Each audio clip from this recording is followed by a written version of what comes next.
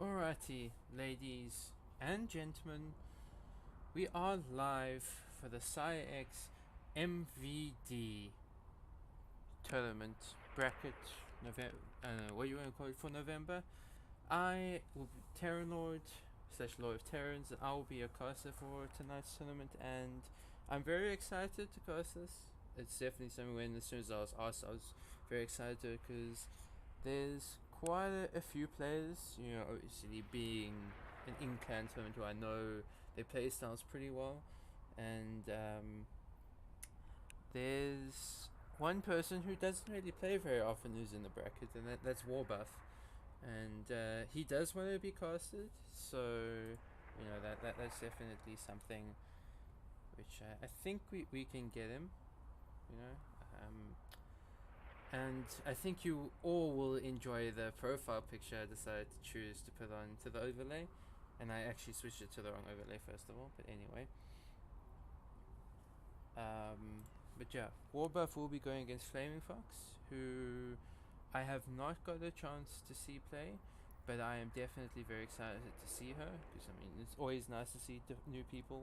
But there are, you know, the usual suspects for PsiX, people like John Goodman, Sashamon, Kaino, Snap, and Zeno, who play in almost every tournament, even if it's the MVP, which is for GM players. So they get to show how they play. And Xeno versus Snap's going to be a very interesting series.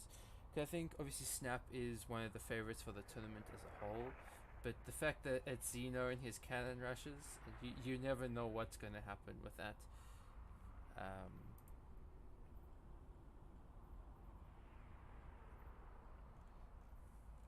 So yeah, that's definitely something that could go sideways pretty quickly.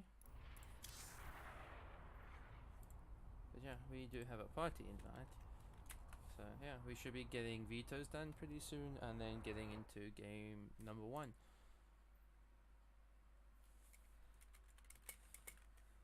Little Snoopy calling me the Lord and Savior. I don't know about that one, but yeah. Let me know if you can hear the mic in the background.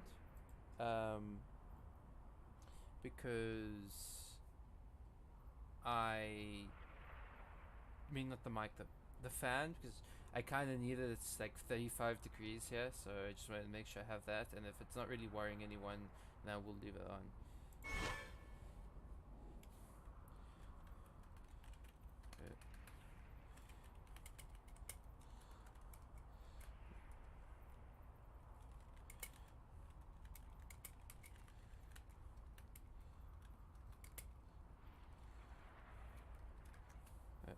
Good lord, I cannot type. I don't know what is happening.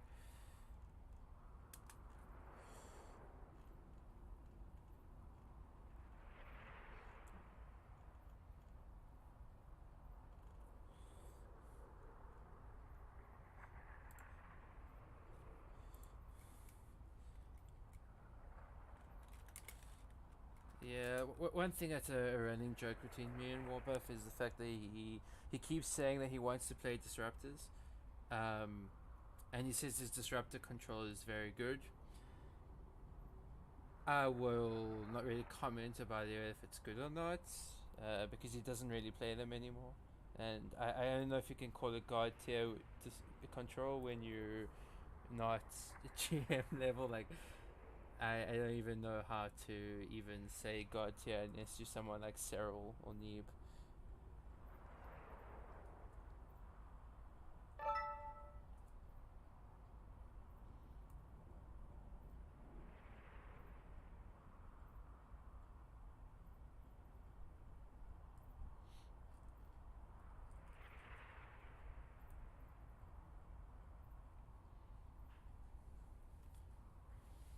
Let's actually take a look at. I want to see Flaming Fox. So she's Plat 1, 3-4 MMR. So it's going to be a PvP, which is not something I get to see very often.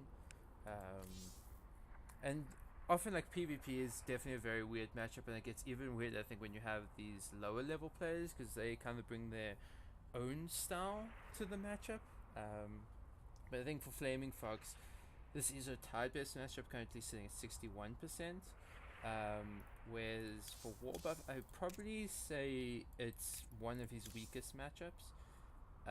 And yeah, there's the stats to show. Like, he obviously doesn't ladder that much, but 26% in PvP compared to 52 in PvT and 44 in PvZ. So him being the weaker player in terms of MMR, as well as struggling in the matchup, is definitely going to affect him quite a bit. When I say like weaker player, it's only because he hasn't been playing a lot lately, and I think if he was playing regularly, he definitely would be fine.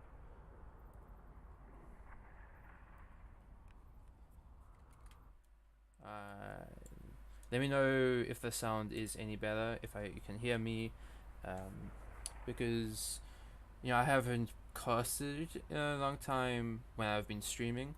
I've only done it as the co-caster, so sounds may be a little off for now, but just let me know. But yeah, we got Cerulean 4 and Dreamcatcher vetoed so far. I'd say that's pretty normal, because they're kind of unusual maps. I see Cerulean's quite a big map. Not really a PvP style map, I would say. But I probably throughout the day we're going to see maps like Lost and Found, Acid Plant, and Blue Shift, or probably the three most common maps. Just because of the way those are the most standard maps in the map pool. And it also could be the last times we see Lost and Found, Acid Plant, Fracture, and Dreamcatcher, just because those maps are going to be taken out of the map pool in the next season, which will be in I think 3 days. I think. Let me actually check that. Ah, go on. Look. Wait, when is the season? 21st. So there are 3-4 days.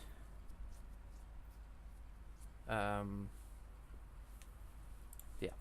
So it looks like Ariel won't be here, so that means then Bob, or Just as he's known on Discord, we're going against John Goodman, and so Lost and Found is actually the next veto. That's interesting. I would say Lost and Found out of the 7 maps is probably the most standard, especially for something like PvP. But then again, cannon rushes are a thing in PvP. I mean, obviously, War isn't a player who's going to cannon rush, so those being taken out doesn't really matter for the cannon rushes. But if it's against Xeno, I'd say vetoing Lost and Found as any player is a good idea, even if you're Terran. Because I mean, me being a Terran, I've lost to cannon rushes on Lost and Found before. Yeah. So it's Blue Shift, Fracture, and Parasite left. So Fracture and Parasite staying is definitely a surprise for me. Fracture is going to be interesting to see if it does happen for PvP, because it's a very short map, and proxies are very prevalent in PvP, and you can very much build your buildings in your own base and it kind of be a proxies. Obviously, it's not as bad as a map like Abiogenesis was. But yeah, we will see. And it looks like Flame Fox is going to have to reload again, which is unfortunate, but I understand. You don't want to be having lag issues. It's even if it's a friendly tournament, you want to be playing your best and doing as well as you possibly can. Oh god, it's Cameral. I don't even remember how Milk and Cookies pronounce it. Cameral? I don't even know. I honestly can't remember. Why am I being blamed?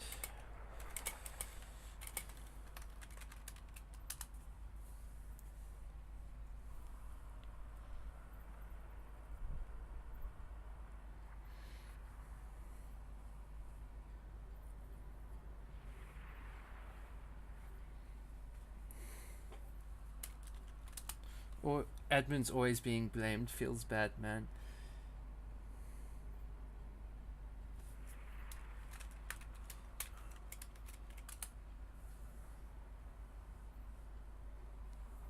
Definitely good luck to all the players. I remember playing in MVD. It's a lot of fun.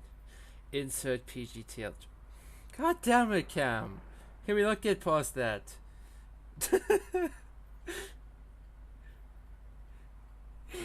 Fair enough. Yeah, I know that's what War Buff is referring to. So as soon as there's a problem, you blame the admins.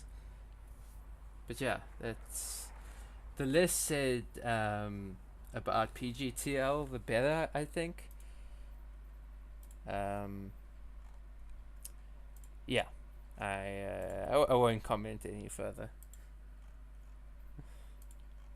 because that was a very interesting time.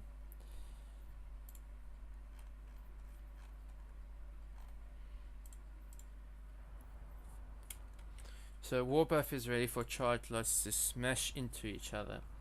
Sounds like the PvP would be. I'd say there's slightly more, with Archons shooting each other as well, Immortals, maybe a few Dark Templars, maybe Phoenix is shooting. We will have to see. But one thing I've got to say is whenever I choose a series, well, this is in Proxy Tempest in general. Whenever anyone chooses a series in Proxy Tempest, it always seems to be that series is the one that's delayed the most. So yeah, just carrying on that kind of thing. I don't even know what to call it. Yeah, words are failing me today. I do not know why, but whenever I cast, I always just seem my words just die. It's just, you know, bleh.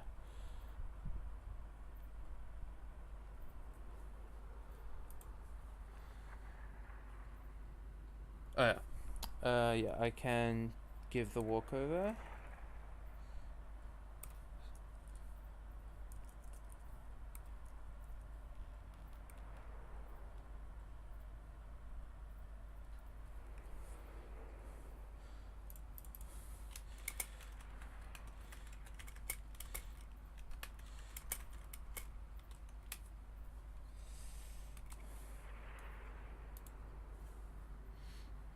So then, yeah, John Goodman has his opponent, and we are still waiting for Flaming Fox, who's hopefully gotten the lag sorted.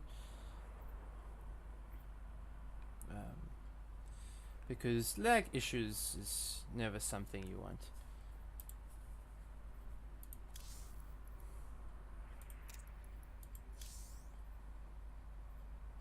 Why did I open my profile? I don't know. I just do that from time to time. I just randomly open my profile. Yep. On NA I don't play often. I've played 27 games on NA. I think I've played more games on my alt account this season than I've played on NA.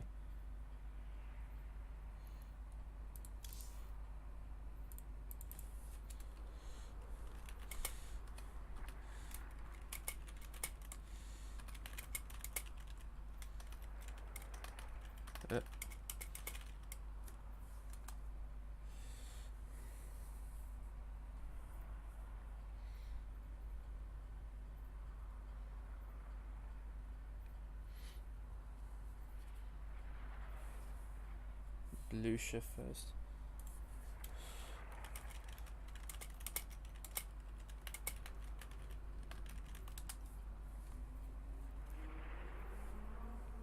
Yeah, I prefer when players make the game with game heart, just because it's easier for me as a caster to see when units are dying and how many drones are dead, as well as when upgrades are finishing. It makes the caster's job a lot easier, and I can focus more on exactly what's happening. But yeah, let's see if he does make it. I won't be upset if he doesn't. It's just nice to have.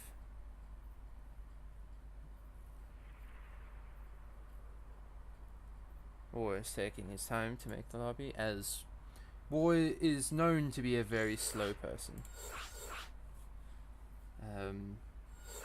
But yeah, we are getting into lobby for game number 1, and let's hope I don't forget to change scenes, because that is something I do very often. And if I don't change scene, remind me, because it's very possible that I'm going to do it.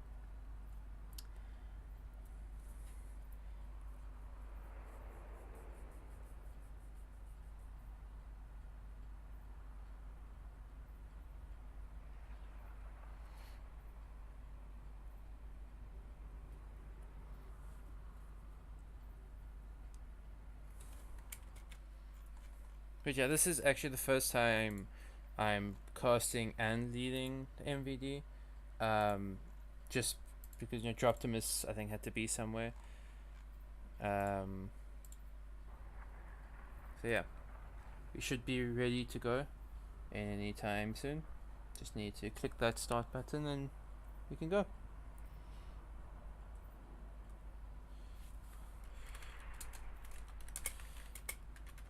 Oh, whoop. I probably should rebind the hotkey, shouldn't I? Yeah. Apparently it's not true that I'm always ready. Yeah, I forgot that I actually used the one hotkey that I put the switch scene on. So that's not very smart of me. But anyway, we'll have to do with that. Yeah, blue shift again is going to be first map. It's quite a short map in terms of rush distance. The movement from the natural to the natural is pretty small. But anyway, let's get started with our first game, and spawning in the bottom left in the blue, playing Protoss, he is Warbuff. And the top right, in the pink, also playing Protoss, she is Flaming Fox. You're going to see both players going for their pylon near the wall, near the main ramp, which is very standard. You want to get that wall off so then you can block off. You can have just the one entrance into your base, and you can block that off with either pylon or a shield battery, so that you can prevent any adepts getting in. And I'm not sure if that's a wall off on that side, unless he's choosing to build that gateway there, which is a little awkward. I think that gateway should probably be placed there, but it's a bit of pedantic. Like, you can see how Flaming Fox has done it. This is definitely the much better way to wall off. But if neither player makes adepts, then that shouldn't really come into play. Later on in the game, if both players decide to make stalkers, it might just make absolutely no difference. But you're going to see, okay, so he does choose the wall off there. It is definitely a little awkward, but it makes do. He can still get that wall off here if those adepts do come in. But both players do have their gateways coming down. Cyber Core does start for Flame Fox as well as Warbuff. So, in PvP, there's not much that can really change in the early game, maybe besides for cannon rushes. But otherwise, you're going to see the same setup. It's going to be those two gateways as well as the Cyber Core with the two gases. So you can get that tech up as quickly as possible, because if you don't get that tech up, you could just straight up die to 2 or 3 stalkers. You have that one less gateway in the early game. You have 2 stalkers, your opponent's 4, and I think if my maths works out, 4 beats 2. You can see Cyber Core finishing up for both players. You can see it's going to be Adepts for Warbuff, Stalkers for Flame Fox. So Flame Fox, actually it's going to be Stalker and Sentry. So Flame Fox is looking for an early expansion, just because you're spending less minerals on that Sentry as opposed to what it would be for another Stalker. Whereas Warbuff is looking to be a little bit more aggressive. He's probably going to look to get his tech out, and that's exactly what he's doing. He's got the Stargate down on the way. So he's probably going to go into an Oracle first, and then into Phoenixes. Oracle first is only really weak against a Stargate opening from your opponent, where they go for Phoenixes straight up, because it just straight up denies Oracles, but it doesn't necessarily mean that you won't be able to get damage. We're going to see Stargate finishing up, seeing going to start from that Stargate. We're going to see Nexus coming down for Flaming Fox. It's going to be around the same time as Warbuff, and it's going to be the Oracle coming from Warbuff. So he's looking to get a couple worker kills. He is a couple workers behind, but in the early stages of PvP, that's not going to be too impactful, just because of the fact that at this point you kind of do have full saturation. It's just about when you can fully saturate, when you can saturate your natural then, which will be in about minutes from now. Actually, I don't even know how long it takes for a Nexus to build, to be honest. But yeah, we're going to see the 2 adepts come across the map. They haven't been able to get any probe kills yet. Flame Fox has been pretty on point with the war, and as I say that, the 2 adepts do get in, and they should be able to get a couple probe kills if he target fires. And there is no shield battery, so you don't have to necessarily target fire, but you're going to see 3 probes going down so far. And see, maybe you can get any more. There's one more. Okay, so 5 probes go down, 1 adept does get out. Definitely worth it. You can see Warbuff is up by 3 workers now, but we're going to see Twilight Council, Forge, and Robotics Facility coming down for Flaming Fox. So she's definitely looking to play slightly later. And where is that Oracle? Okay, I don't think it went across the map. So it is building up energy for now, but that can also be used as something for Revelation or Stasis Swords, which if you have to defend any kind of push, can help a lot. And back at home, Warbuff, he's getting another gateway, Twilight Council. So he's going up to 4 gateways with no Robo or Forge as of yet. Whereas we're going to see the Robo already done for Flaming Fox, and she has started her first Immortal. But so far, thanks to those few worker kills that Warbuff was able to get in the beginning, he has been able to get a lead for himself. And you're going to see a couple sentries warped in. I think definitely you want those sentries at any time in the game, because they can be very valuable for scouting purposes as well as for defense, because you can get obviously force fields as well as a gun shield. We're going to see Oracle come in. It's got 3 kills, so this is looking pretty good for Buff. Another more probe kills, so now he's getting quite a big lead for himself, and he should be able to keep this alive if he leaves with that would so 11 more probes go down, and this is starting to get really good for Warbuff. And he gets to tag an army. He sees exactly what's going on. He should be able to see that the Twilight Council is researching. However, he may not know if that's going to be blink or charge. And considering he's seeing stalkers, he's not going to think anything. But at this time of the game, you're not really going to be warping in zealots because they're not going to help you. But behind it, we're going to see Warbuff is making a couple Phoenix, as well as he's got in his Twilight Council and Forge Up. No Robo as of yet, but he's just adding on more and more gateways. And from what it's looking like, he's probably going to go for some kind of 2-base attack. I would like to see that Robo come out because, a War Prism can be very valuable for this. Being able to warp it across the map, especially in a matchup like PvP where you both have the same kind of units. So if they have more units of than you do, unless you've got a much better upgrade lead, you're probably going to lose that fight. But PsiX is going to get the Twilight Council. She's looking to go into those Archons. Warbuff's going to come in with the Oracle. He doesn't see much. Does see where that there's units positioned in the line. Gets the tag off, sees the Immortal, sees the Sentry, and sees the Observer. So he knows kind of what the approach is from Flaming Fox, but naturally that is what you're looking for in PvP, is that charge light Immortal Archon composition. You're going to see another gateway coming down. Still no Robo yet, so he's also going to be down quite heavily in that Immortal count. And one thing that does make Immortals a lot weaker is those charge slots, because they get on top of them pretty quickly. They can lock them in position, and they do quite a bit of damage against those Immortals. We're going to see that quite a big army supply from Warbuff so far, 37 to 23. He will have the upgrade lead, as well as his Nexus has started quite a long way before Flaming Foxes has. And again, the Oracle comes in. Don't know if it tagged anything.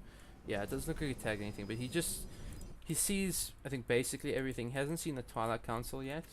So that's definitely going to be interesting. Yes, I am solo casting. I wanted to solo cast. Just to experiment with it. Because, why not? But yeah, let's actually take a look at the bracket. So, sadly, Xeno lost the snap. True. That's... I would have liked to see Xeno take out snap, because that would have been pretty funny. You're gonna see Adept come in. This Adept should die. Yeah. Oh, actually, gets the shade in. He should have seen the... Yeah, he does see the Tempo Archives. Just lagging a bit. I don't know, the stream isn't dropping any frames, but there was a bit of lag there. Don't know if it was me or one of the players. Third Nexus has finished for Warbuff. The worker lead isn't really in his favor anymore, but he can get quite a big lead now just because of the fact that he does have the third base. Revelation does come down, sees the army composition, sees the Archons, Immortals, and he knows exactly what he's up against. Whereas for Flaming Fox, she hasn't seen anything.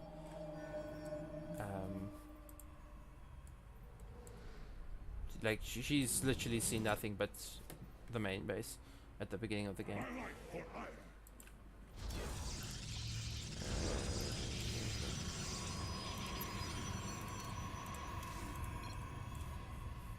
But you're going to see two more Stargates coming down from Warbuff. You can imagine a Fleet Beacon as well.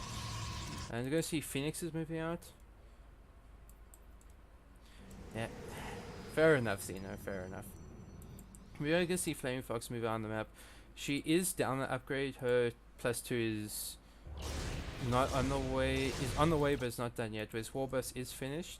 Phoenixes will be able to pick up an Immortal. Well, actually, the Immortal survives. You can pick it up again. But I think he sees the army coming across the map and probably wants those Phoenixes back at home to help defend. As well as he can pick off that War Prism if he wants to. We're going to see quite a big engagement. Relatively equal army supplies, but there's a lot of Immortals in the army, whereas it's mostly just charge lots for Warbuff. He is going to dive on top of that War Prism, so there's going to be no more reinforcements for Flaming Fox. So this is the army chase. You're going to see the engagement coming in. It's a bit of an even trade, I think, but oh, that's a massive stasis ward. That catches basically all the charge lots that are left for Flaming Fox, and now it's just the Archons there, but Archons do pretty well against these charge lots. You're going to see a pickup from those Phoenixes, and I think Warbuff is slowly but surely taking quite a good engage here, but actually most of his army is going to crash down. Now these chargers are going to come out of the stasis ward, and with that flank, I think Flaming Fox may have just won this fight. Yeah, there's nothing left for Warbuff. I think he was caught during his transition. He just didn't have enough Archons out, and therefore he couldn't deal with the actual army. Most of the army was in those charge shots, which aren't that strong against what Flaming Fox had. And you're going to see more and more charge shots rushing across the map. Probes are going to start dying, and I think we're going to be seeing GG coming out from Warbuff very soon. That Void Ray does go down. Tries the last pickup on the Immortal. Immortal does go down, but it's inconsequential at this point. All the pros are dead. Yes, it's only 2 bases, but it's also 2 bases for Warbuff now that that's gone down. And Flaming Fox has control of everything. There's a single carrier on the way, and I don't think a single carrier is going to do it in this scenario. Actually, I mean, there's just an Archon and a Stalker for anti-air. But I don't even know if that carrier's going to get... Yeah, it's going to be a GG. That was quite a decisive engagement. I thought with that stasis ward that Warbuff might be able to take that, but I think it's just the fact that he had so many more Flaming Fox had so many more Archons, and that those charge shots were kind of ineffective. That they melted very quickly, and those Immortals in the back were able to put out a lot of damage. Yeah, taking a look at the bracket, so Kano takes a 2 over Illison. That's not really surprising. Kano again is one of the favorites. Illison more a weaker opponent, but definitely someone who could take a map off someone like Kano. But yeah, so Warbuff has the choice between Fracture and Parasite, and he is going to choose Fracture. So this is going to be the shortest map in the map pool. Yeah, 4 Stargate plus Fleet Beacon, just summon stone 2 bases. It's the Warbuff way. No matter what he does, no matter what his opponent's doing, he's always going to go Stargate, Fleet Beacon. I don't know why. That's just something that he does. I've tried to tell him not to do it. He does not listen. But it is what it is, I guess. Probably why his PvP is a little weaker, because he dies to those kind of builds pretty often. But for someone who doesn't play very often, his macro seemed a lot better than what I was expecting. That's for sure. When I remember Warbuff, he was someone who would float a hell of a lot of minerals, even when he was playing quite often. But yeah, let's get into game number 2, and spawning in the top left in the blue, looking to bring it back, he is Warbuff. And in the bottom right, in the pink, looking to close out the series, playing pro, she is Flaming Fox. Once again, we're going to see the pylons by the main ramp. Nothing too weird, different. I mean, it would be very weird to see the pylons. Yeah, you can still do it, but it's definitely a lot better to go for this wall off, just because of the fact that you can stop the depths from getting in, which Flaming Fox was doing in the last game, but she just missed the wall off at one point, and she did lose a few workers because of that. And that's something that, you know, you're not looking for that 1 second and to a depths get in. And that's something against any Protoss or Terran that can happen. Zerg, not so much, because you know, Shades can go through basically anywhere, because you don't really get a wall off as Zerg against Protoss, whereas Protoss and Terran will get that wall off against Protoss.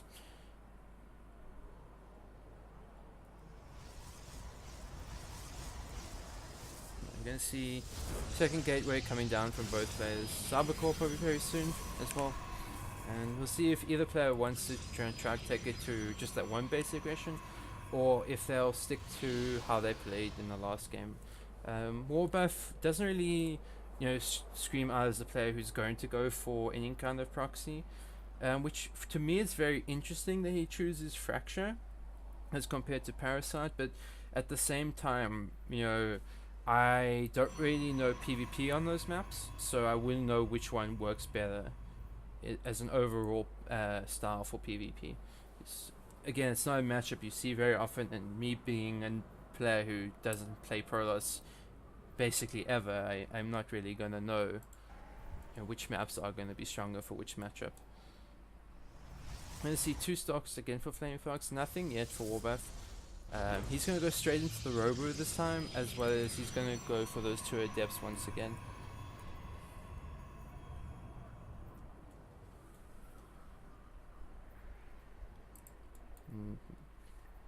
See, yeah, it's going to, so it's slightly different opening from Flaming Fox, because last time she did go for the Sentry. And you see the probe is going to come in, sees the fact that Flame Fox probably does want to take that Nexus. Thank you, Kano, for those 50 bits. And yes, you are the king. Congratulations. I don't know for how long, because Pit 4 is always hanging around. He might be wanting to take his throne back. And you're actually going to see Robo is going to come down for Flame Fox as well. Nexus for both. So everything for him so far has been slightly earlier. But at the same time, that's because he's gotten those Adepts and he's cut a couple units. These Adepts have a bit of a weird movement there. He takes a lot of damage on one Adept. Might even, he loses the one Adept. So now he can't even one-shot probes. A Protoss always wins on every map in PvP. Sounds about right. Sounds about right, It looks like going to be War Prism from both players. Different, I don't know. Yeah, there's going to be the 3rd gateway, so it's looking like it's going to be the 3 gateway Robo style coming out of Flaming Fox. Whereas Warbuff, he's just going for the 2 gates with that Nexus. So his is not as aggressive, just because of the fact that he has that 1 less gateway. And one thing I can say is the player who has more gateways is probably going to win. At the same time, having an earlier Nexus could mean that he can afford more units. But we will have to see. We're going to see both players having their Warp Gate finishing up. We're going to see Flaming Fox starting to move out on the map. Nothing really from Warbuff. He's going to drop the 3rd and 4th gateways. So eventually he will have more gateways, but when will that eventually come to fruition? He does have an Immortal finished up. Yeah, that's... You've had a bit of a rough go, Kano. I will admit that. We're going to see the War Prism is moving out. It's going to... Yeah, it's going to miss, but Flame Fox is going home. I'm not exactly sure why, because it didn't look like she saw exactly what Warbuff was doing. But the Observer does see all the stalks. Oh, that's why. Because the pylon did finish. Okay, that makes sense. So she wanted to get those stalkers back. We're going to see the 2 Stalker, 1 Immortal hit squad come in. It looks like Flaming Fox is going to come home. So this helps Warbuff. He's got that Nexus back at home. He's got Immortal production. And we are going to see a recall. He does need to be careful with those. Yeah, that War Prism doesn't want to lose that. There's a few Stalkers on the map. Could catch this War Prism. But that pylon is going to now have to be cleared. And you're going to see the War Prism sees that there's no Nexus. And we're going to see 2 shield batteries starting up back at home for Warbuff. And I think he knows now that defense is all he needs to do. He's got those additional gateways. He's got this Nexus, so all he has to do is hold. He's going to even recall. This is a very good choice. He's got now the Force Shields as well as Guardian Shield very soon for those sentries. Man, fear too fast such a season. But actually he's going to jump on this rather way before the rest of the Stalkers get there. And I do like this choice, but now he needs to pull back. He cannot fight these more Stalkers. It is 2 Immortals that are putting a lot of damage. But these Immortals need to be fighting with the shield batteries because there's just so many Stalkers out for Flaming Fox. But you're going to see 4 more Stalkers walked in for Warbuff, and I think slowly but surely his Immortals are putting in so much damage that these Stalkers aren't going to do enough. And he doesn't even need to pull the probes with this, it seems.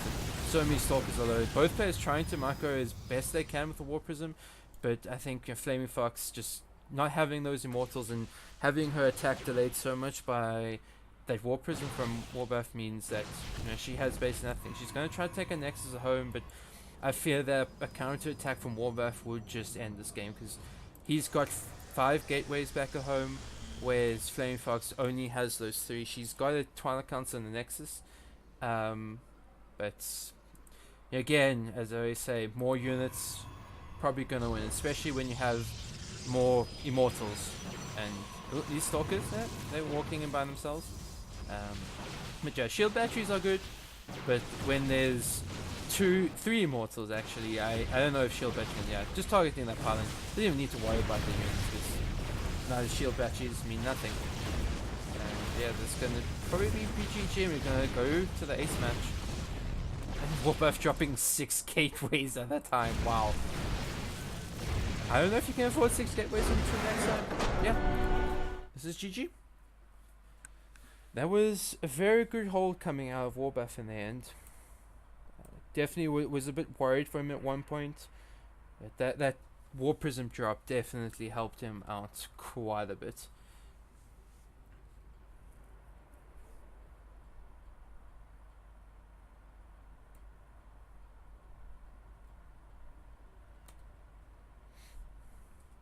But yeah, the last map is going to be Parasite.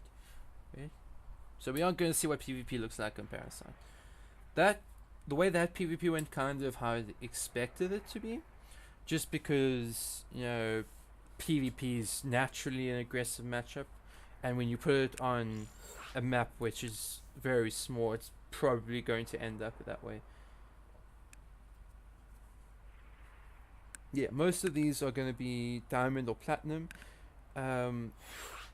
Warbuff is currently in Diamond 3, but has Platinum MMR, whereas Flaming Fox is in Plat. So it is definitely very close between these 2 players. That's for sure.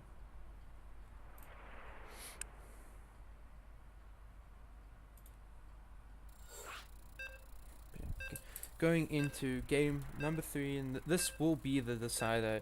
Whoever wins this will play against either John Goodman or Bob in the semi-final. And at the moment, it's currently Sashamon against Snap in the other quarterfinal, and the winner of that will be up against Kaino.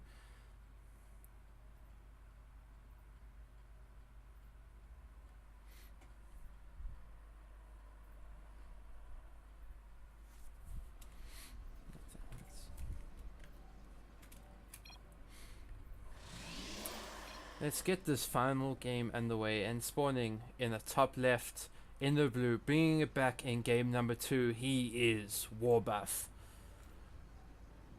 And in the bottom right, in the pink, narrowly losing out in game 2, she is Flaming Fox.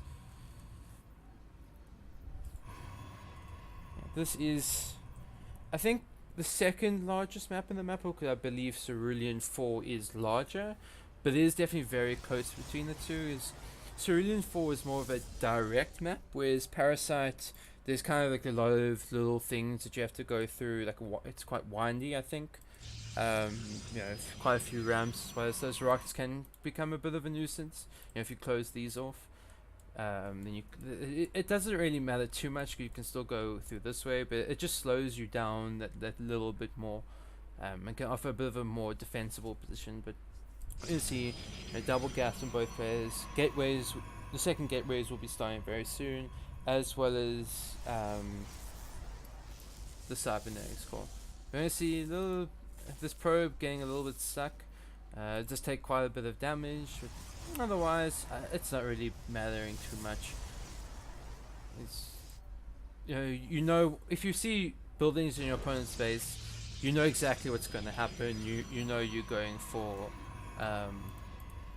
the gateways and nexus. 2 toss and a single crash. Is the universe imploding?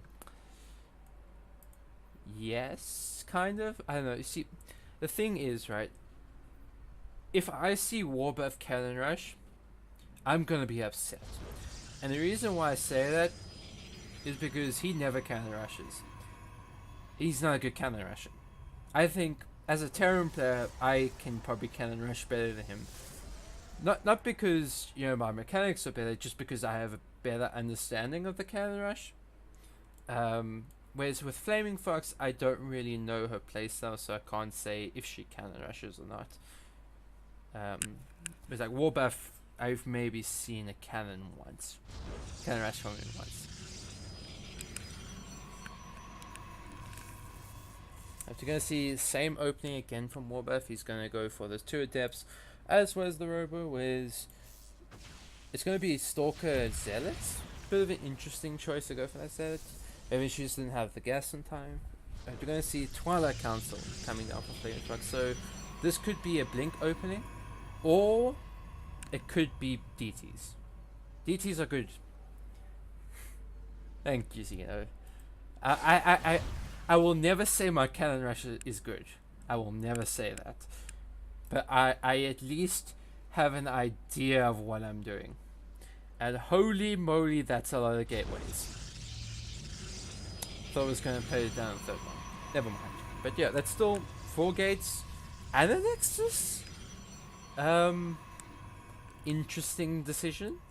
Normally when you see 4 gates this early, there's going to be no Nexus for that, but you know, you do you, I guess. But yeah, we're going to see these Adepts will get taken out, so they again get nothing done. Actually, oh, they did shade, never mind. They get the Zealot, which is nice. But otherwise, you know, 1 probe on each side, this Adept will get out. So not too bad. Warbuff is currently supply blocked. He does not have a pilot on the way. So he's going to be waiting for this Immortal for a long time. Yeah. You do you is, I wouldn't say one of my favorite sayings, but it's something I say a lot. But yeah, Warbuff, now he's adding on the 5th gateway. Dart Shrine is halfway finished for Flaming Fox. The Robo is up for Warbuff, so he does have the potential to defend the DTs, but the question is, will he be able to get an observer out in time? There are 2 pylons powering it, so he can't have that empowered in time, especially considering where that pylon is placed. But I would like to see him get an observer immediately after this, otherwise he could be in a lot of trouble. He could take a lot of damage by the time, you know, those DTs are dealt with. And you know, DTs are good, but if you don't have the counter, and Kaido once again with 50 bits this time, the Emperor. Wow, that's a difficult person to dethrone, I'm not gonna lie. Emperor. But yeah, haven't seen any DTs warped in just yet. There isn't any pylons across the map, so there's no potential, you know, proxy DTs like we see with someone, aka Nemesis, who even proxies her Dark Shrine. But yeah, she's unfortunately not awake at this point to play in this. But yeah, that's one thing to say. If you're casting a Nemesis game, you're going to be seeing DTs. You're going to see the War Prism is going to be coming in. You're going to see a couple Stalkers warped in. There isn't any DTs warped in at home just yet. He's going to target down that Robo facility. If he can get it, that would be really important. Does get a couple force fields, keeps those Zealots away from the rest units, and charge does finish, and that Zealot is having an interesting time. We're going to see 1 DT has been warped in, so that DT shouldn't be able to be dealt with, and Warbuff is probably going to have to evacuate this, and I don't, yeah, he's going to evacuate. He's going to leave this 1 Stalker and Sentry left, but now he knows exactly what the follow-up is. So going to be DT coming in. There's no Observer out yet, but with these 2 Immortals, they should be able to clean up these DTs with no problem. Robo facility is actually going to go down. Yeah, it goes down, so he's going to restart that. Only 1 Observer out, so he cannot have an Observer in 2 places at once. So if he does want to go for an attack, he needs to bring the Observer with him. But he is getting cannons. I do like that choice. Obviously, static defense, and you can still be aggressive and have the Observer across the map. We're going to see actually double Robo. That's not a bad choice, just because, you know, he's lost the Robo at the same time. There's no Robo for Flame Fox, so she doesn't have a way of being too aggressive at this point. Warbuff should know because he did snipe it. But at this point, Flame Fox is ahead in the work account. So it's definitely good for her at this point. Is the stream being slow for anyone else? I do have a few drop frames. Just give me a second. So I'm going to change something. That should help it. That should be better then. But you're gonna see Flame Fox is gonna move across the map. The Zealot charge is not done yet, but there is quite a number of Immortals. Obviously got that one across the map. He doesn't want to lose a War Prism. And the War Prism doesn't go down. No target fire from Flame Fox, so that is a bit of an issue. Because she could have been able to clean this up pretty easily, but now all the Artosis pylon. Oh no. Oh no. That's so bad. Losing that pylon means that she's just... And... is that a recall I heard? Okay, recalls a few units back home. I'm not sure if that was worth the recall. But yeah, so with the 2 DTs, she'll be able to clean this up, because again, there's no protection. May even force a recall out of Warbuff, but again, he's got that War Prism, so not to worry there. And the Warpins across the map, back home means there's no Warpins across the map, so Warbuff is safe, and now with 3 Nexi, as well as 2 Robos pumping out Immortals at a time, plus 1 finish, he's looking in a really strong position. But yeah, there's not even going to be +1 for Flame Fox. So Forge was depowered until this point, so definitely delay that for a while. There's a proxy pylon, so you can warp in. There's no Robo, I believe. And we are going to see the Tempo Archives coming from Warbuff, so he's looking to round out his Charged Immortal Archon composition, as well as we're going to see the Robo now coming down for Flame Fox. He's going to go for that second Forge, and I think she realizes that she's probably going to be quite far behind in those upgrades, so maybe if she can get that armor or the shield upgrade, it can at least, you know, equalize a little bit. You're going to see actually the Robotic Spay coming out of Warbuff, and I know this is probably a very wild guess, but I can say Disruptors are coming. Disruptors are on the menu.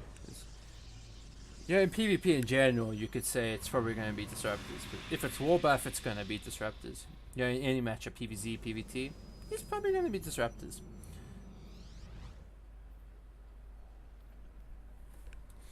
You're going to see third Nexus is coming down for Flame Fox. The War Prism is now back at home. So +2 is finishing up for Warbuff, so he's going to have an advantage there. +1 armor does start now for Flame Fox, but one thing with, if it's going to be Disruptors that they don't care about is armor. They do not care. This is actually going to be quite a high Immortal count as well. You're going to see it's 6 Immortals, I think. Wait, no, hold on, that's more. This Immortal skin, I cannot tell the difference between Immortals, so it's 3, 4, 5, 6, 7, 8. 8 Immortals. That's a lot. Whereas Flame Fox has 1, with the second one on the way. That's going to be very hard to deal with, especially when those Immortals are going to be stronger with the upgrade. We're going to see the Stargate is starting.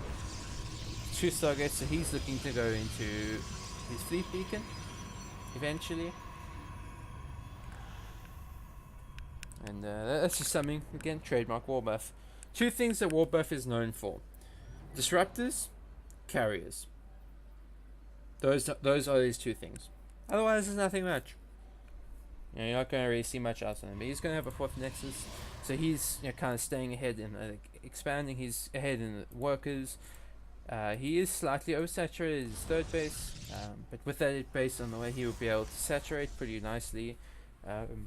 We are going to see a Stargate coming out of Flame Fox, so she is also looking to go towards the late game, but her transition is going to be slightly later than Warbuff's. And you know, I think if Warbuff was to go across the map at this point, he definitely would be able to take the better.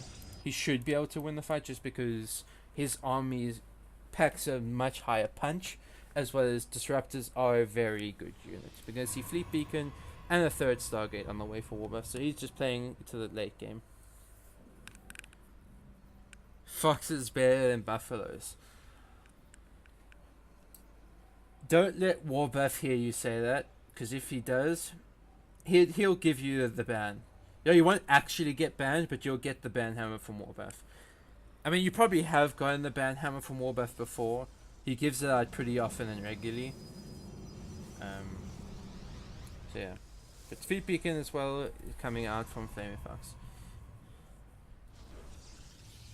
And see shields from Warbuff. Sloth is better than all other animals. I can't argue with that. I can't. Kind of go easy on me. Sam, I'm big noob. Look, last time I asked someone to do that, I died pretty hard, so I don't know if that's gonna work, John Goodwin. Just saying. No, I'm kidding. It's always worth the try. We're gonna see 2 Archons? Look, we're gonna see Disruptor drops. Yep, it's gonna be Disruptor drops. Nice.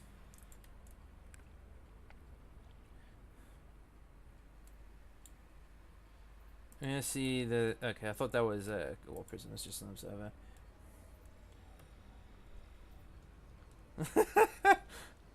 Feels bad. I'm gonna see 1 Disruptor, 2 probes. Second Disruptor? How many probes? 5 probes. Okay, so 5 in total. Not terrible, but not great.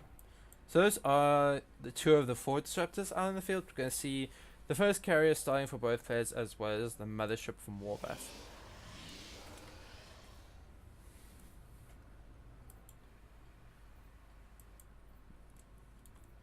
It's been a bit of a lull. Like, that was the first time any player's really done anything across the map.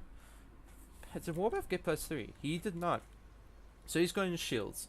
So he's going for the stronger air, because shields would help with his air units as well. Whereas Flaming Fox is still keeping up with going for that stronger ground army. And you know, if there's not too many carriers out and your ground army is stronger, you could just win the game. We're going to see DT is going to come in. There's no detection right now. A few probes are going to go down, but at this point, probably not going to be too big of a deal. Just considering the fact that Warbuff got a large mineral bank. It's only really his gas count that matters. There's no observer here yet. And now it is, so DT is going to go down. But yeah, there's a lot of gateways for Warbuff have come down. We're going to see 4 DTs in that War Prism come in. There's a single cannon in the main base right now, but Warpins from Warbuff could definitely defend this. That Robo is going to get underpowered with the Observer, so that's quite important. He's going to lose a Robo, for sure. May even lose the second one as well. Yeah, he is going to lose that second one. And now, Disruptor and the Carrier are on the way for defense. Yeah, so the Carriers will be able to clean this up. And out comes the Mothership. At the same time, Zealots are attacking a Nexus. They're not going to kill that. Zealots are tanky, and they can do damage. But I think they're going to kill it. And the Disruptors come back in. Eee, Disruptor! Bleh. Nope, nothing. It got hit point damage on but again, it's going to be Zealots actually in this bit. So now a lot of workers are starting to go down for Warbuff, and remember when I said it didn't really matter him losing workers? Well, when you lose this amount of workers, it matters. But what it does mean is he can possibly fit a bigger army, because less probes means less full supply.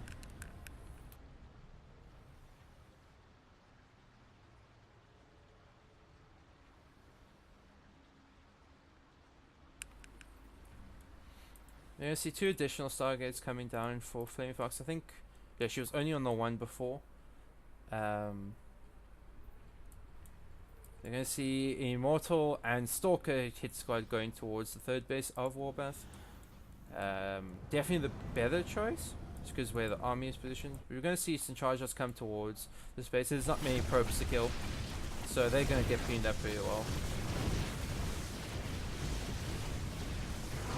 Yeah, that goes down, but at the same time, these units can come now hit towards the 3rd base, but Warbuff is looking like he's going to move out, and army supply wise, it's looking very strong for Warbuff. Yeah, hold both semis. That would be great, because it shouldn't be too late. Unless this game goes on for like another hour, we can hold the semis. And we're gonna see actually the Mortals come back, and this is one big army from Warbuff, and yeah, there's no mothership out just yet. I don't know if, okay, so there's another carrier. Disruptor Shot's gonna come in, take out a few units. There is no detection, I believe, with this army, so there's actually no way of fighting the army straight up unless they go outside of the mothership reach. And now we're going to see Warbuff start to take quite a decisive army supply lead, and yeah, it's now 160 army to 64, and seeing a lot of charge lots there because there was a war prison back behind this, and it's going to be the GG for Flaming Fox, and Warbuff is going to, yeah, that was a massive oof. So because Kano's semi-final was ready first, we will go with that one and then go into Warbuff John Goodman. And this, either one wants to do it first, just let me know, because I don't mind doing either or. Yeah, that was a really good series, very close between both players. Definitely at the end, Warbuff, even though he lost all his probes, he had quite a big bank, so he was able to just max out that army and have a massive army, almost the fist of Neeb in a way. I mean, Warbuff, as you can see by his portrait, let me just get it. He's a big Neeb fan.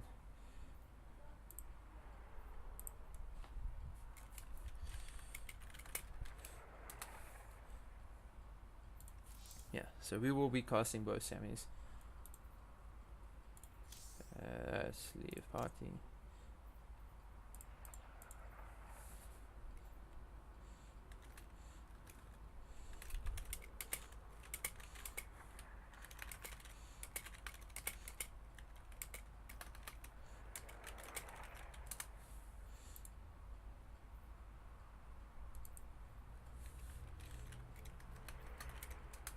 Yeah, let me. Yes, war, you have to wait.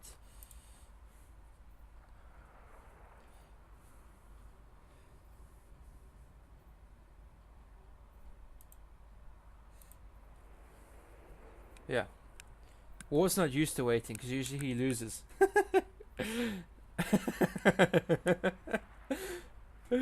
Yeah.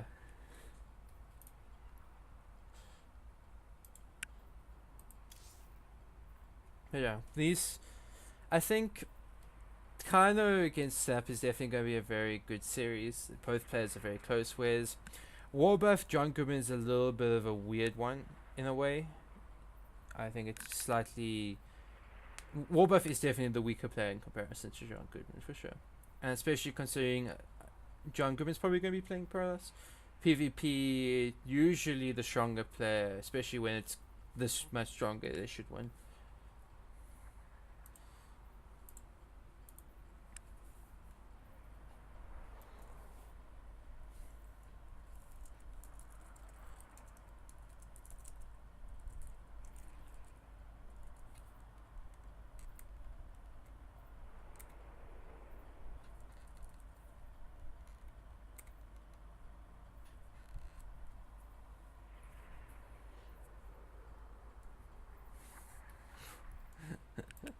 Trying to spice things up and play off race or random. If players want to do that, I don't mind. I just, seeing wars off race may not be the best thing.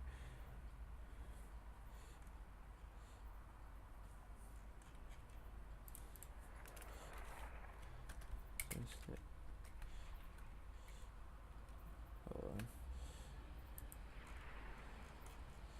Let's go Kano and with Snap.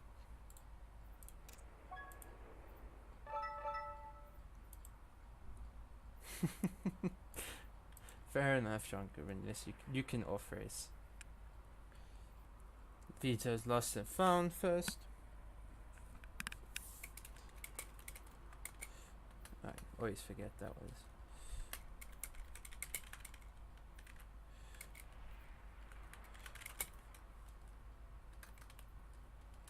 Okay, it's going to be Lost and Found, Dreamcatcher, Blue Shift, and Fracture Veto. So that leaves Acid Plant, Cerulean 4, and Parasite.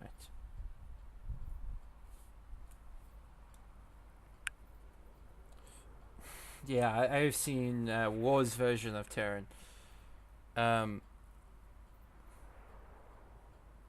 It's not fun to see. It's just not. Okay, maybe if you're not a Terran player, it's fun because it's kind of crazy.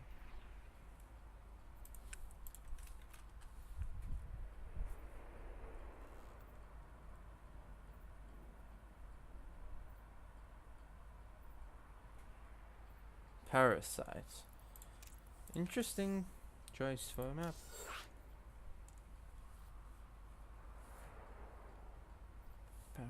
Parasite. Actually, sorry, it's not Parasite, it's Parasite. Gotta have that pause, you know? Just like Blizzard did it, you have to have that pause in between. Why am I like how I create the lobby and I'm... No, what the hell? That's just weird. Ready. Okay, counter is ready, now just waiting on Snap.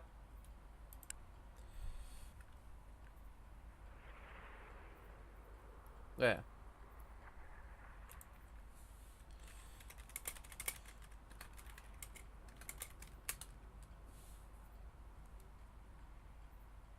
Okay.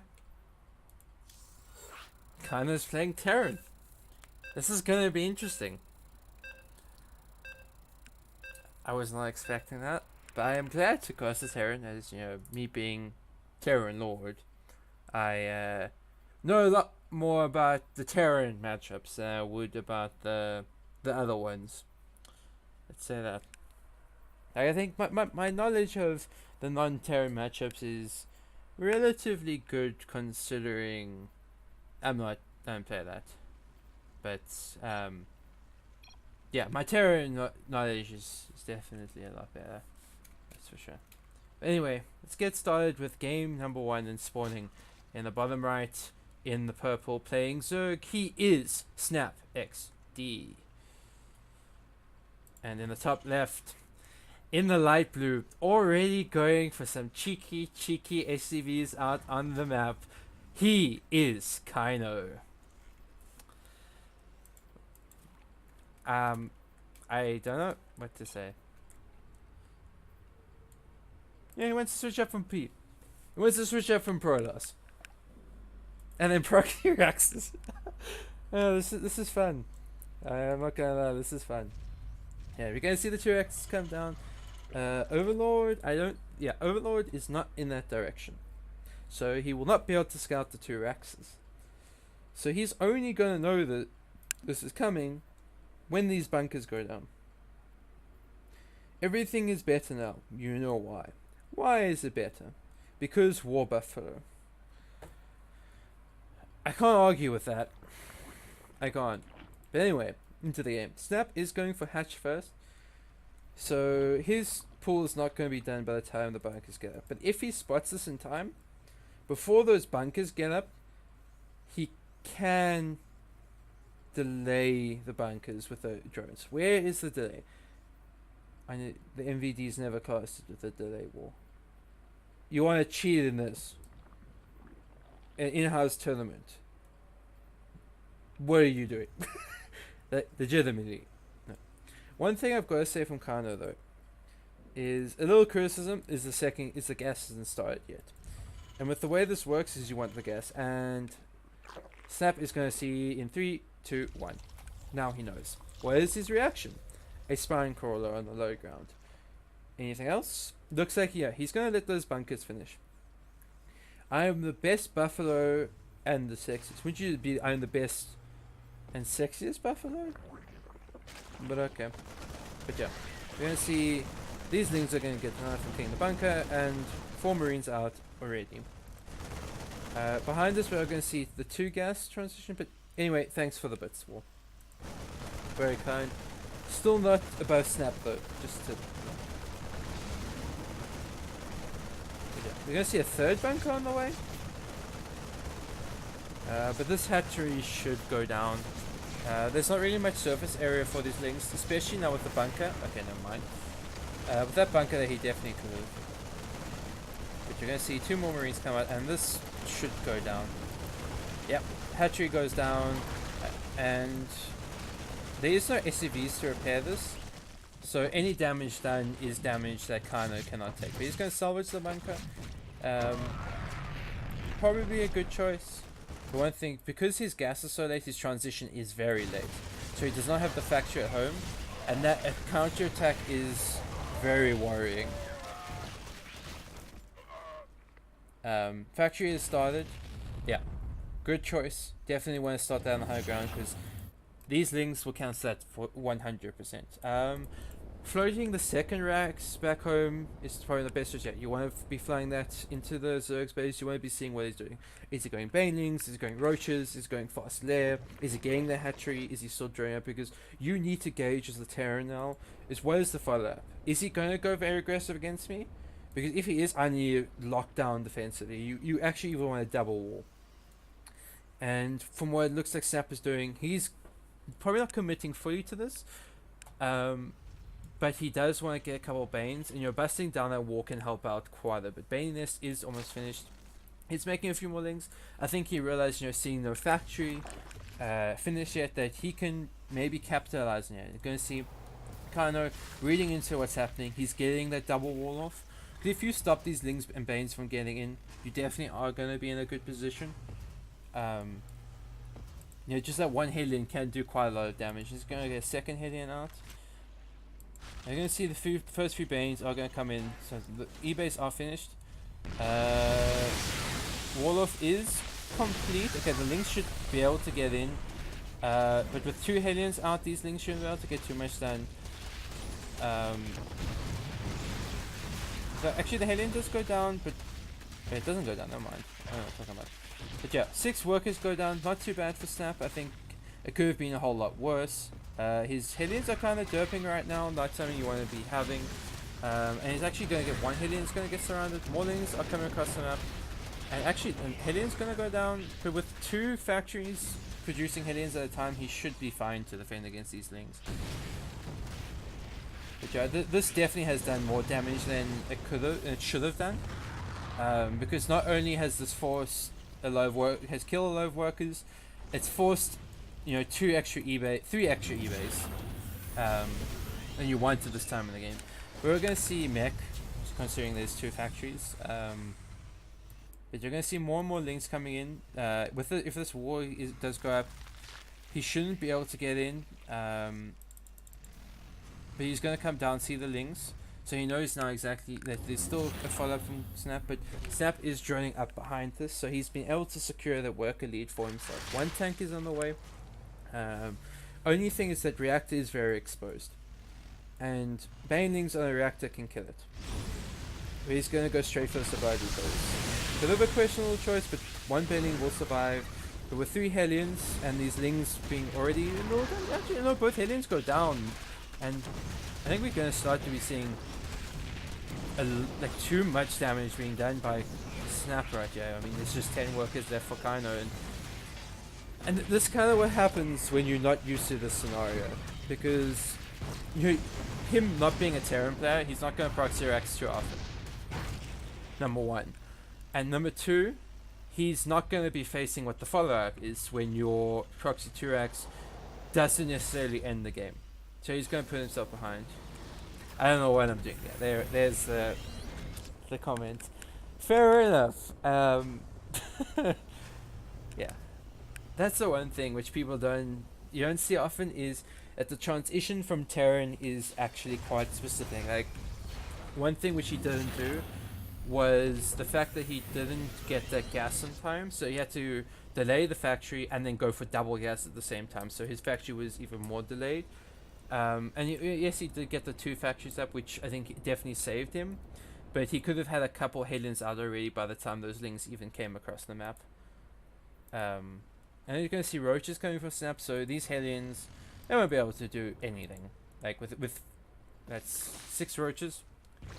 6 roaches kill 2 Hellions. and you cannot fight that. Like, you might as well just keep these aliens alive, keep their presence out on the map, at least force the Zerg player to fear you. One thing I do like from Khan though, he's looking for that third base of Snap, which isn't down yet. It's something we want to see, and I would also like to see a scan of the main base if you can't get inside.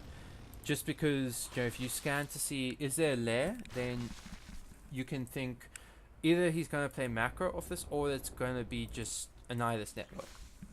Or just straight up roaches. And we're going to see the roaches are going to march across the map. With 3 tanks out back at home, these roaches shouldn't be able to do too much. Especially considering they don't have any roach speed, so they won't be able to get on top of those tanks without taking a few tank shots.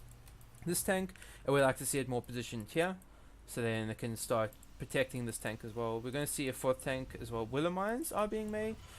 A bit of a pseudo war is being made from Kana right now. We're going to see a couple of Ravagers coming out. Those 2 Willow mines might be able to get something done. We'd like to see the Viking is searching for Overlords. He does be able to pick this one up. Yep, 1 Willow mine is going to get... Actually, it's going to get buried. But it's going to go down, yeah. So, that 1 Overlord is down. He's going to go for another Warlord. He's going to come in and bow the tank down. It's very good start for Snap here. Kana's going to move this next tank forward. Looks like he's going to move it to the low ground. So another tank will go down. This is definitely very good trades for Snap. You know, behind this, he's still got a very good work count, so he's trading well, but ooh, losing a couple of Ravagers. But again, oh, actually that bow missed. He's attacking his own supply depot. No, Kano, please stop! Kano! Ah! Kano! Ah! He's gonna lose that tank as well, and that tank. Wow, this is going from bad to worse for Kano.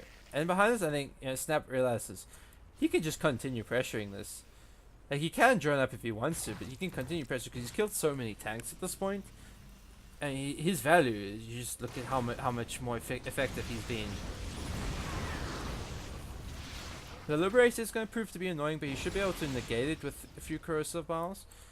The Viking hasn't picked up this Overlord, which would be very important because it grants low vision. Liberator will go down, so now these roaches should be able to just push in without even caring.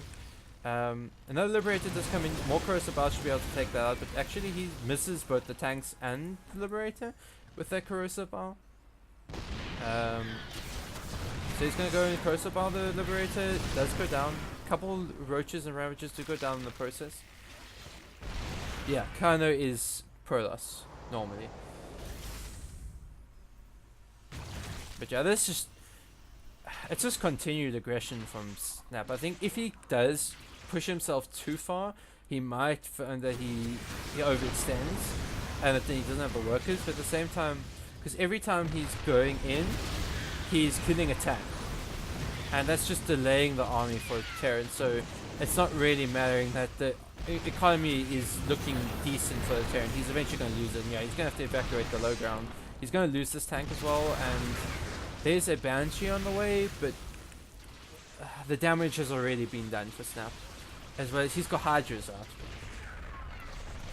Don't you hate when Protoss operates in important tournaments? Jeez, John Goodman, I've never seen that from anyone before. Wink, wink.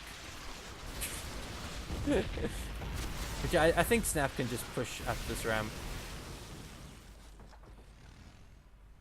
I'm pretty sure this kind of shit will make him switch back to TOS very quickly.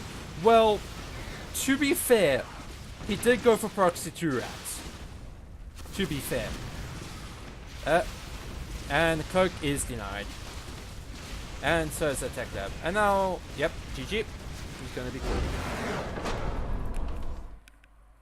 That was, yeah, that was rough. High war rough.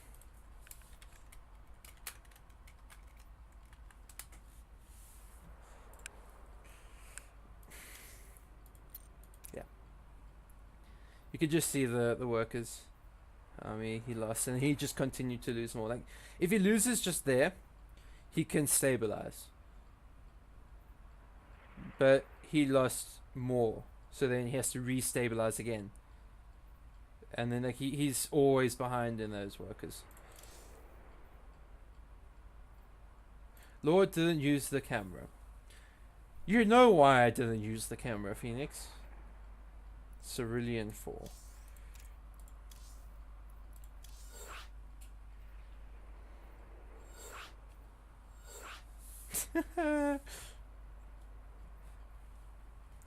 You know exactly why I didn't use the camera.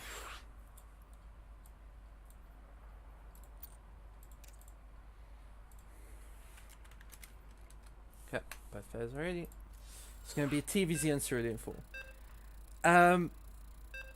The thing is, War, you're not half wrong. I do have clothes on.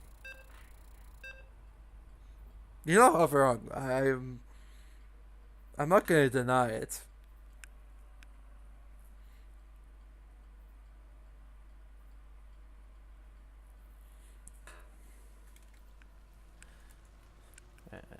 Snap.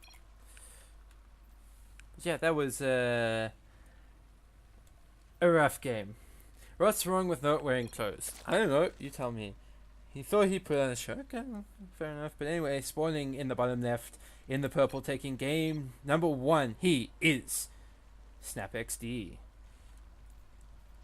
And in the top right, in the green, playing Terran. This time, building his buildings at home. He is Kino. What do you mean overlay, War? It's literally changed. Get your shit together. Fun to win, fair enough. But it's going to be a gas first opening from Kino, so basically the difference between gas first and Rex first in TVZ nowadays is you often, it's just that your factory is going to be slightly faster with the gas first, and you also don't get that marine out that can help deal with pull first as well as clear out any overlords. But actually, Kano is going double gas. This is not very common in TVZ. TVP maybe, TVT very common, but TVZ double gas is extremely uncommon. I can't remember the last time I saw double gas in TVZ, to be honest. But behind it is going to be Hatch first coming out of Snap, so he's not really put off by what happened. He's scouting for the double rats. This is the most common position for it in on Cerulean 4. We're going to see a much earlier factory because of that double gas opening. But Kano has pulled out of gas, so he will be able to get that CC a little earlier than if you had kept in gas, but at the same time, it's not my favorite opening for TVZ. Let's put it that way. Snap's gonna come in. Should be able to see the CC he should be able to. Yeah, he sees it come down, so he knows that it's not completely all in. But at the same time, I still would like to see him send that overlord in to get that full scout off, because you want to see, is it double racks? Is it gas factory? Racks factory? I mean, it's probably going to be Racks factory. It's more common. We're going to see the Reaper's going to come across the map. It has been able to pick off a link, but otherwise shouldn't be able to get too much done. Just harass the drones and those few links. Otherwise, this Reaper is mostly to see when a third base comes down, maybe to deny it. And if you see a third base, you know that it's very likely it's going to be macro play. But still, you want to see the drone count from your opponent, because that is going to be very important. We are going to see, so off the double gas opening, Snap is looking to go for the normal Terran opener, where you go for the Hellions into the starport with the tech lab. He may not go for Banshees. The normal play is Banshees, just because they can do a lot for harassment, as well as they're very good defensively against any kind of roach play. But he could, this might even be a fake out of Banshees. Let's see what he does. Nothing has started as of yet. Back behind, Swords have started for Snap, so he's going to have the defense for whatever comes out of the starport. We are going to see a second Rax come down, so he's probably looking for that bio play. Raven is going to come out for Kana. So the Raven, for Cerulean 4, I do like it. And the reason why is it's going to be very uncommon for you to go for Roach Bear on this map just because it's so easy to defend your natural base. It's, it's quite a big distance between the naturals.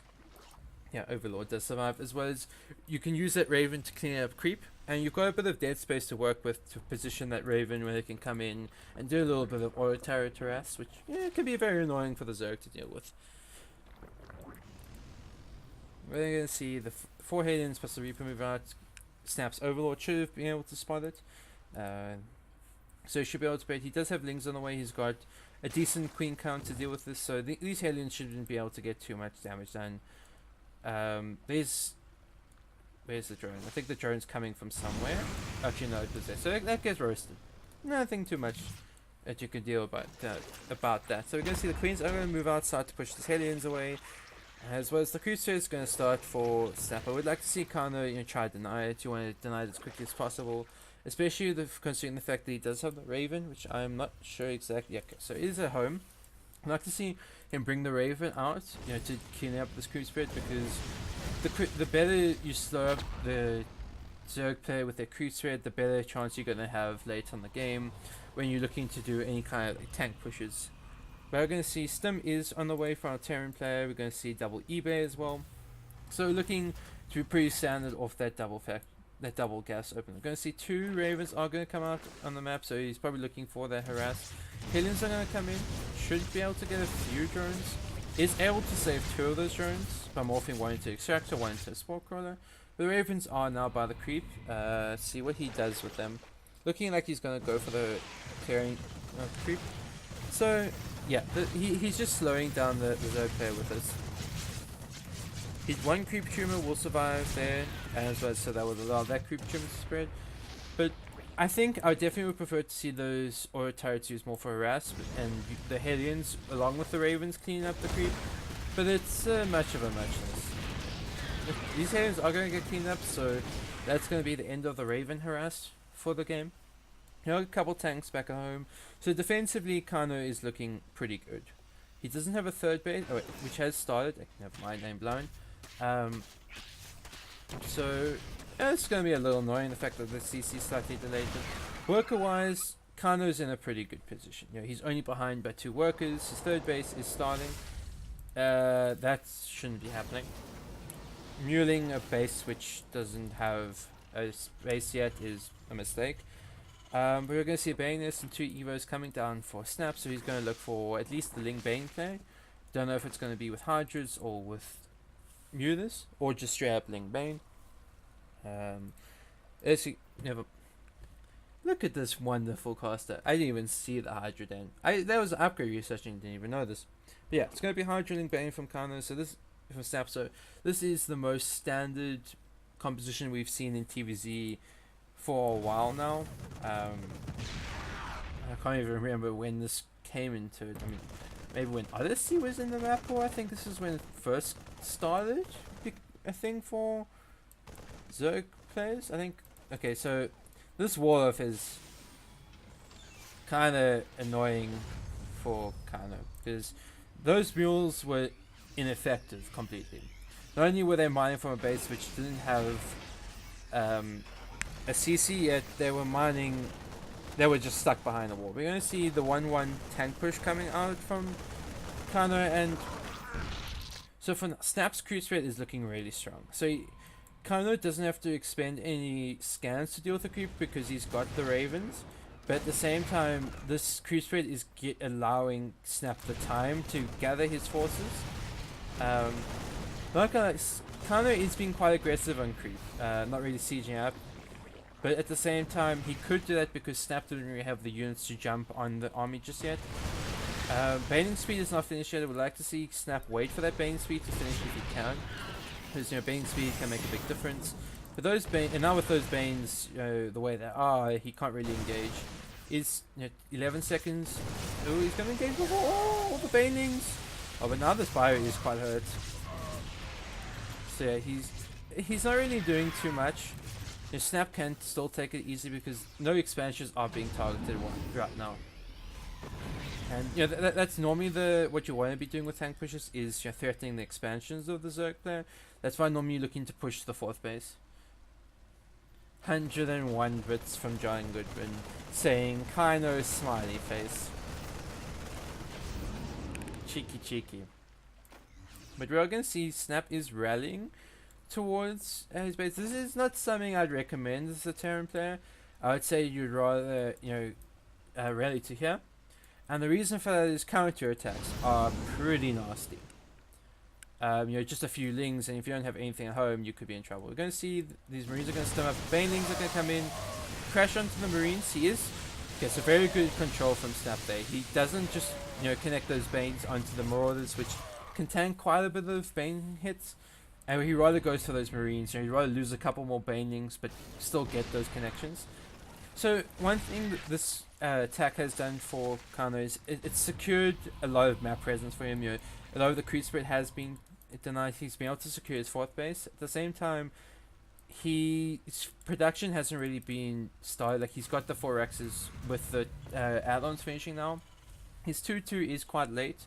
I'd say for both players it's quite late at this point. Drop is going to come in. That should be able to get cleaned up. Doesn't get too much done. But otherwise, saturation for Snap is looking pretty good. Not really oversaturated anyway at this point. He's going to lose a few drones here and there. But he's actually got 15 more drones on the way, so he's going to go up to quite a high drone count. And actually, he needs that because he's only on those 64 workers, whereas Kano, he's on that 69. We're going to see Snap is going to be able to clean up. And this is again why you also don't want to rally across, because eventually the Zerg's going to have more than you. And the Zerg's going to be able to clean up, and you lose a lot more than you should have if you didn't have those units back at home. But yeah, these Marine Marauder shouldn't be able to get too much. It's going to be cleaned up. Ravens are going to go into the base. Actually, the drop survived. I didn't even realize. But, army supply wise is looking really good for Snap. Being ahead of army supply against a Terran when you're going high drilling Bane is really strong. He leaves that aura turret. So that aura turret's going to get a few drones, but you cleaning up those 2 Ravens is definitely very nice, because that's a lot of potential for the Terran gone. As well as, there's no harass, there's no anti-armor missiles, there's no interference matrix. I would like to see more Banelings from Snap. He definitely has the resources to afford those Banelings at this point. We're going to see a 6th base has finished for Kano. So, base-wise, he's expanding a lot more than Snap. And again, Snap has the resources to expand as well, so he can probably even double expand at this point. But I think he's just he's not lacking on lava, but he definitely has the lava to max out. Okay, so that's going to be the max out from Snap. He's getting a half, getting a spy, so he's transitioning towards the late game. 3-3 hasn't started for the Terran yet, so the advantage that he might be able to get isn't really there as of yet. We're going to see Snap is going to move across the map. He does lose quite a few lings before the fight even starts, so he doesn't have to be backing away from that. But at the same time, there's absolutely no tanks with his army, so he can, I guess with those Marauders, maybe doesn't want to jump on that just yet. But definitely he wants to try and jump on either these tanks or this bio before they clump up together. Actually, he's going to go home. I think he probably didn't want to take the chance of the fact that there might be, siege tanks sitting up on a high ground over here, and then he takes a few tank shots and he loses a lot of Banelings or Hydras.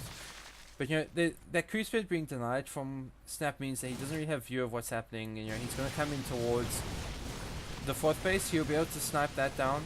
But again, the spy is quite heavily slimmed. Banelings come in. Ooh, and a lot of Marauders, Marines got going down. And this is basically the entire army for Snap. He didn't bring the medevacs with this army, and now there's just a few tanks sitting on the high ground. These should be able to get picked off with almost no problem. He's not even using Banelings, so definitely very good control from Snap. And now army supply for Snap is looking really strong, and he's just looking to move across the map. Especially, and now with Spire on the way, he should have the overwhelming amount of army as well as tech to take out Kano in this game. Actually, a Marine Marauder hit squad is going to bring the entire army for Snap. So definitely he could have split off these units and then need to bring his entire army back home. But that is going to get cleaned up. And these Banes are going to come crashing in, kill a load of SCVs plus that planetary, as well as a few Marines and Marauders. Again, which actually good trades for Snap, considering his bank that he's built up. There is going to be 4 bases for the Terran, as well as our 5th, which the Sling will spike. We'll be able to force the cancel on that. Again, there's just no really answer for the Terran for any kind of spy attack at this point. He has an answer for Ultras in the fact that he's got tanks and marauders, but he doesn't have Vikings. He doesn't have a very high marine count that can maybe stem on top of those broodlords. He doesn't have ghosts. I don't even know if he has a ghost. Yeah, he doesn't even have a ghost academy at this point. So that's going to be definitely very rough for him. Trying to deal with broodlords. At the same time, your snap is basically maxed out, so we're not going to see too many broodlords yet. But with this engaged, he might just trail out some army, and then he can get up those carriers. This tank's going to go down straight away. He's going to lose more workers, probably this base. Yeah, those workers are going to go down, and now these things are going to come for a wraparound. Should be able to get quite a few tanks as well as these marauders, and we might be seeing the end of Kano. Looks like, yeah, Snap is going to pull back probably to deal with a couple drops that he spotted. He could have gone for the king though. Yeah, everything is scary from Snap right now. If I was the Terran player in this position, I would not be wanting to be in this position at all. Just straight up, you know, when you have a great spider done and you have no answer, you're pretty scary. If you were playing mech and you see that Corrupt is out, it's not a terrible position because you know you can make 4 or 5 Thors at a time, and you can make Vikings pretty regularly. So that's not too bad. But as a bio player, when all you have to deal with broodlords is a handful of Marines, yeah, it's not good. I am a moderator. Yes, you are. Hi, moderator. I'm a viewer. Fair enough. I'm a donkey. Okay, John Goodman. I don't know about that one. Yeah. Terran has to win 2 fights convincingly to even hope to get back in this. I'd say 3 fights. The reason why I say 3 fights is because he'd have to take this fight, win it, tech up, win that fight, and then win the next one. Because of the fact that he has to tech up. That's why I'd say I have to win 3 fights. Because by that time, Zerg would have to be able to build another bank again. But yeah, these broodlords are just... they're raining death from the sky. Like, he was having trouble dealing with the ground army, and now he has to deal with broodlords. Should have went toss. GG.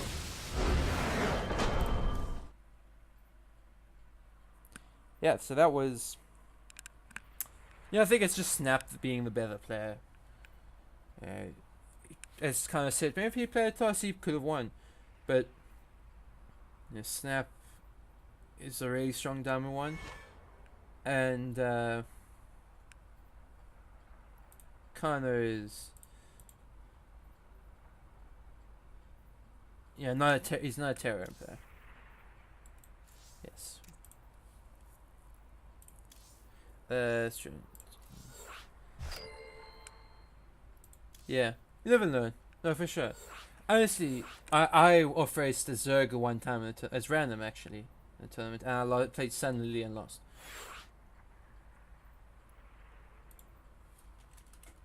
So yeah, I'm not gonna say it's a bad decision to go for Terran. Yeah, if you want to have fun, play Terran. Go for it.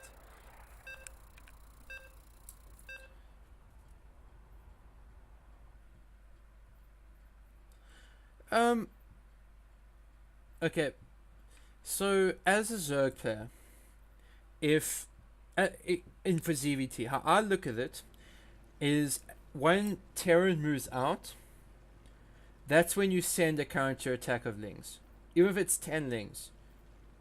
So you send that counter attack, and at least forces the Terran's attention away from your opponent, from their attack. That's how I look at it. But anyway, let's get into game number 1 of the series. Spoiling in the bottom left. This time, as Zerg in the purple, he is John Goodman.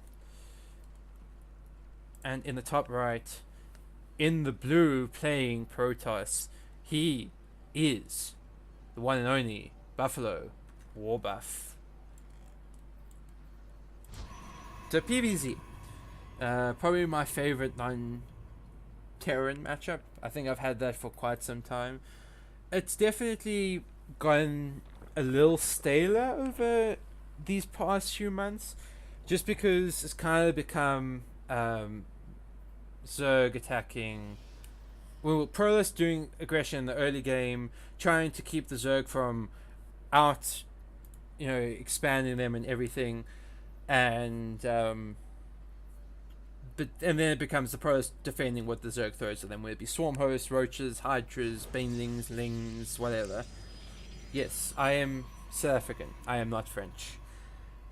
Far from it. But one thing I will say though is I don't have a traditional South African accent. I can get a traditional South African accent if I want to, but it's not something I'm gonna cast with. Yes, I do live in Joburg. I do. Yeah. So for anyone who doesn't know, the reason why PsiX is saying South African like me is he is my brother, in case anyone didn't know that. So, yeah. If you want to wonder why there's that correlation, both us being South African, that's why. But anyway, enough talking about South African. Let's get into the game. So Warbuff going for a second gateway. I think there's a gap there. Normally a 1 of 3. You see, you'd say that, right? And I got asked by someone, am I from Bloemfontein? I never expected someone to ask me, are you from Bloemfontein? That was not something I expected. Because I was like, maybe someone asked me, Joburg, Durban, Cape Town, or Bloemfontein. Yeah. Pretty much. Yeah. SC2 just brought everything together for us. It became our thing. Like we always were brothers, and we were close. But we never really had, obviously we had soccer and cricket and all that, but we never had something that was actually close between us, because we always were supporting different teams in sports and everything, and then StarCraft, and then we were playing Terran, and then Phoenix Tears decides, let me go pick random. I'm done with playing Terran. Fuck that Terran old guy. And now here we are. I'm still salty about that, not because the fact that he doesn't play Terran like me. It's the fact that I feel like we could have had so much more better competition if we were still both Terrans, because before he switched, he was better than me, by a lot. And then he decided to switch to random, and because he was focusing on playing 3 races at a time, I got the lead on him. So yeah, finishes the tide of playing Terran and the powered race, fair enough, and Oracle goes down. So 5 workers die, which is good. But losing that Oracle is really bad, especially considering there's no second Oracle on the field, because now you have no good defense purposes, and you have no Revelation, which means no scouting. And that means the Zerg can do what the hell they want to do back home. We're going to see Resident Enclaves plus Adepts on the way, with 3 gateways and a robo. Now, this doesn't necessarily mean it's going to be an all-in. It could just be a pressure. But not surprised that there's Adepts with Glaives, because it's Warbuff. Fan of Need plays Adepts. Warbuff's going to play Adepts. As you're going to see Hydra and Baneless, 2 Evos coming from John Goodman. So he's looking to play Hydra Link Banes now, so no Roaches. Which I'd say Roach Hydra is definitely the more common composition in this matchup. You'd see maybe even Ravager Swarm Host, which has become very common in both ZVT and ZVP. ZVT for against mech. Because kind of that I'm not going to say abuse the fact, but you make use of the fact that your opponent is still powering up, so your Swarm Host can trade out units for free, basically. And you prevent the Terran or the Protoss from ramping up with their mech, or just Protoss units in general. 100k race switching made me a better cost. So fair enough. I never said you race switching was a bad idea. yeah, we're going to see adepts come in. One queen has gone down, so there's actually no units from John Goodman at the moment. There's no war prison with this, so it's not an all-in. We're going to see a couple Hydra count, but one thing, Hydras don't do well against adepts in low number. We're going to see Warbuff shade off a few adepts. He's not really controlling this all too well as of yet. He still needs to get a lot of worker kills done, just because of how many drones John Goodman made. And I think he might be getting away with not actually no. He's taking a lot of worker losses. Scratch that. He's taken a lot of worker losses. And behind this, Warbuff, his macro has been pretty decent, I'd actually say. Like, the fact that he was controlling his depths decently well, especially towards the end, and the fact that he's not throwing 1k, I'm happy. I'm happy with War. Because War very often doesn't macro when he's even not doing things. But yeah, worker count wise, he's looking pretty good. He's killed 22 workers. And even though he had a massive worker lead, when you lose a lot of workers, you have to replace those. And replacing those is a lot worse than not having them at the time. But you're going to see charge halfway down by the Temple Archive, so War is looking for that charge light Immortal Archon composition. You're going to see a death being shared out in two directions. You're going to see a few Hydrolings moving back. I'm not sure exactly why, if there was anything attacking us, but John Goodman doesn't have a fourth base, and that's something he definitely needs to start thinking about taking very soon, because you want to be out expanding as the Zerg player, just because of the way Zerg works with the hatcheries being their macro building. But you're going to see those two adepts do go down, so the multi-prong harass for Warbuff is not possible. But at the same time, these adepts, they've had their worth in the game. So, losing them is not terrible. We're going to see Storm is on the way, so that's definitely looking very good for Warbuff. He's got that double robo production, so he can get those Immortals out. These two adepts are looking for that fourth base, sees no fourth. Now he's going to shade towards the natural, see what he can get done. There are a few Lings and Hydras, so this should not be able to get up anything. Yeah, so he scouts basic everything, but he knew that already. So it's not really too big of a deal for what he has seen. But you're going to see Storm not done yet.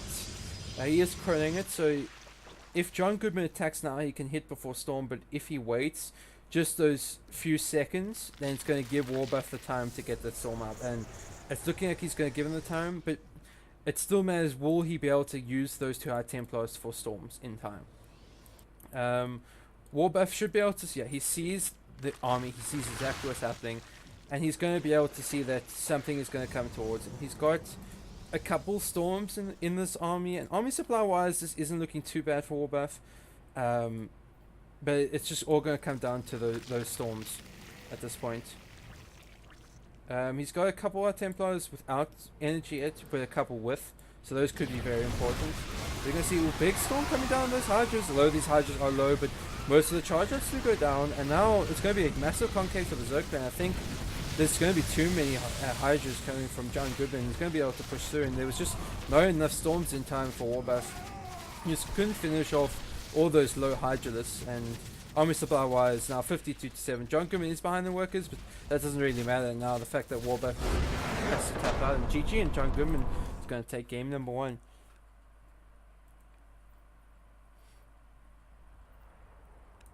Yeah, it was looking pretty good for Warbuff. But I think he just didn't have enough High Templars with Storm in time.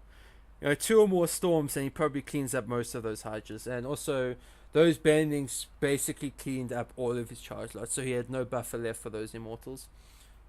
So maybe just a couple cautionary Storms onto those Ling Bane, preventing them from getting on top of those charge lots in time might have just saved him for that little bit longer, get an extra warp in, and then he has those more charge lots to soak up those Bandings and buffer for those Immortals.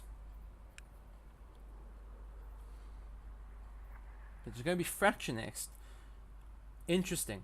Very interesting choice for PVZ.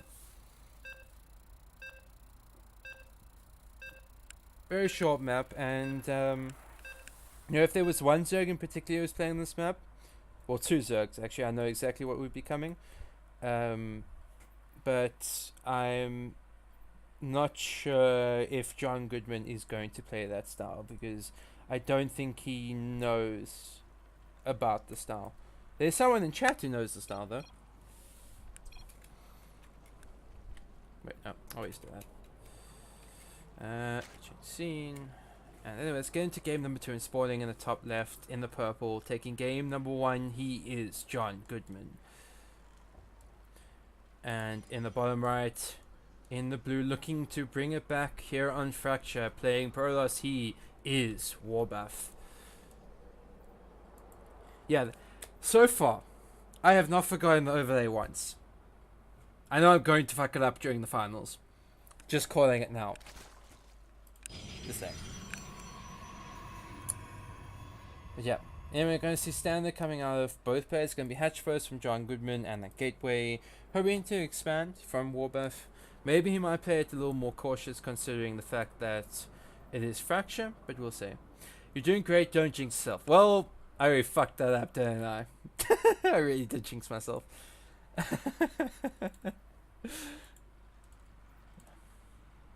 But yeah, you're going to see the probe is going to come in, sees the fact that it's going to be Hatch first from the Zerg player, so nothing too alarming, can imagine. Actually, it's going to be... This is ballsy. 3 Hatch before pull on Fracture? That's ballsy. John Goodman's got balls. I will say that. Will Warbuff check it? He will. So he knows exactly what the opening is from John Goodman. And he's... Okay, interesting. He goes Cyber and Gateway before Nexus. When he sees that how many hatcheries there are.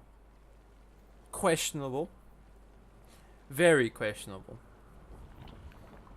So, not only has John Goodman gotten... Actually, well, I guess with the Cyber Core earlier, you can get the Adept out and pressure earlier. But I don't think it matters too much because the spawning pool is going to be finished in time anyway. So you should be able to get a few lings out. And it's going to be a Roach Warren. So maybe this isn't greed from John Goodman. This is just all out aggression. Where he just goes for units. He doesn't make drones. He just makes units. But we'll have to see. Twilight Council is going to be on the way forward, so no Stargate. So if this is Roaches, John Goodman probably just wins this game because there's not going to be any Void Rays or Immortals out to defend against Roaches. But yeah, there's no speed being started at all. He won't be able to afford too many Roaches at this point. Just by the nature of his mining so far. But we'll have to see. He hasn't made anything yet. It's going to be Lair.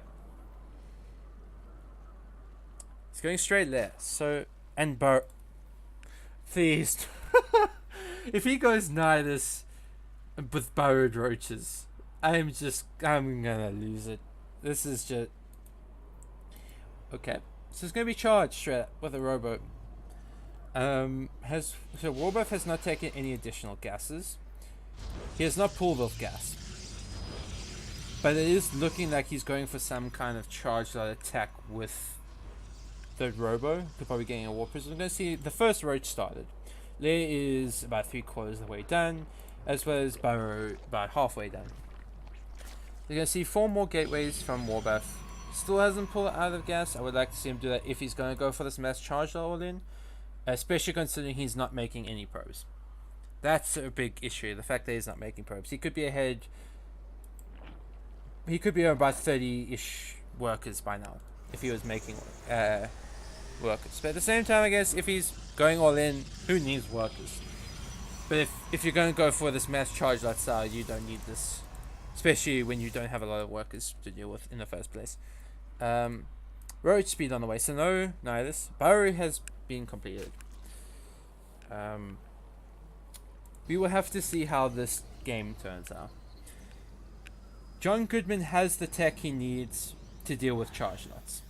But will he have enough roaches out in time. He should see the war prison with this burrowedling. There's burrowedlings everywhere. He's supply blocked right now.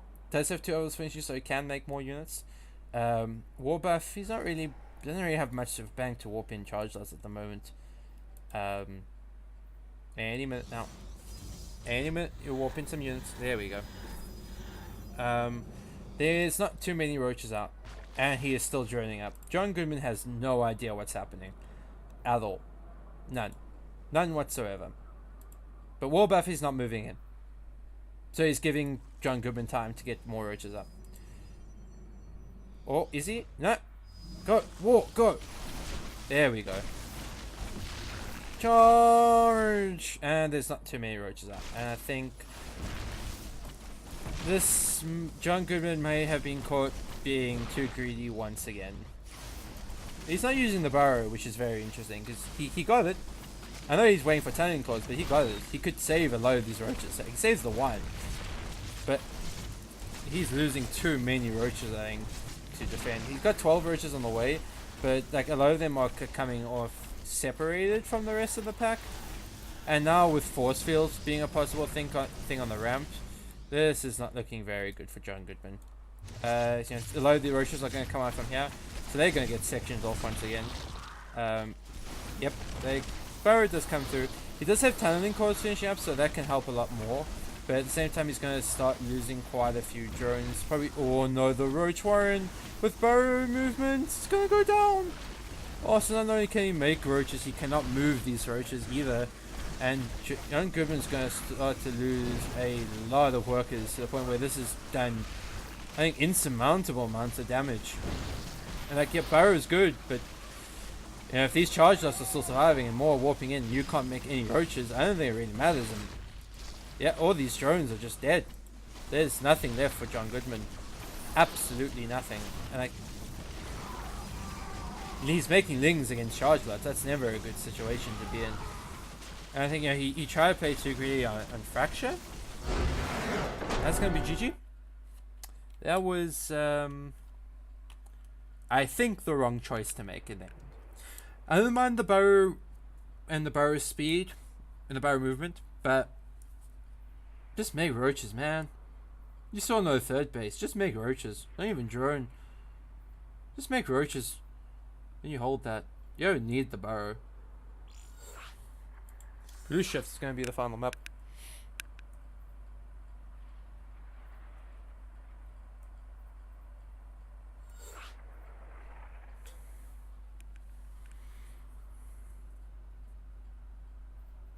Just make units, man. Just make units.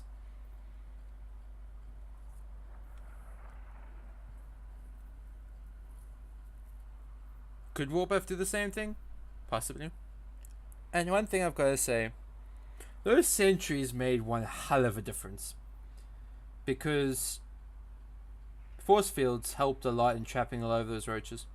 So mining the extra gas kind of helped Warbuff. Warbuff saying I felt dirty. John Goodman saying didn't expect any aggression. Fair enough. Warbuff's not a very aggressive player.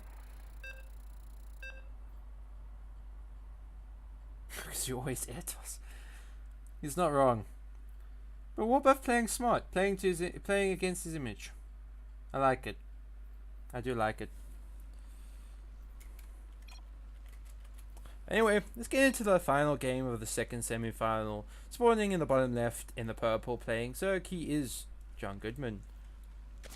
And in the top right, in the blue, playing Prolas, bringing it back in game number 2. He is the one and only Buffalo Warbuff. Time for proxy hatch. We'll see. We will have to see. I don't see any drones walking out on the map yet. So it's leaning towards non-proxy hatch, but still could be. Gateway is going to come down for Warbuff, and he's going to go for the Gateway Scout.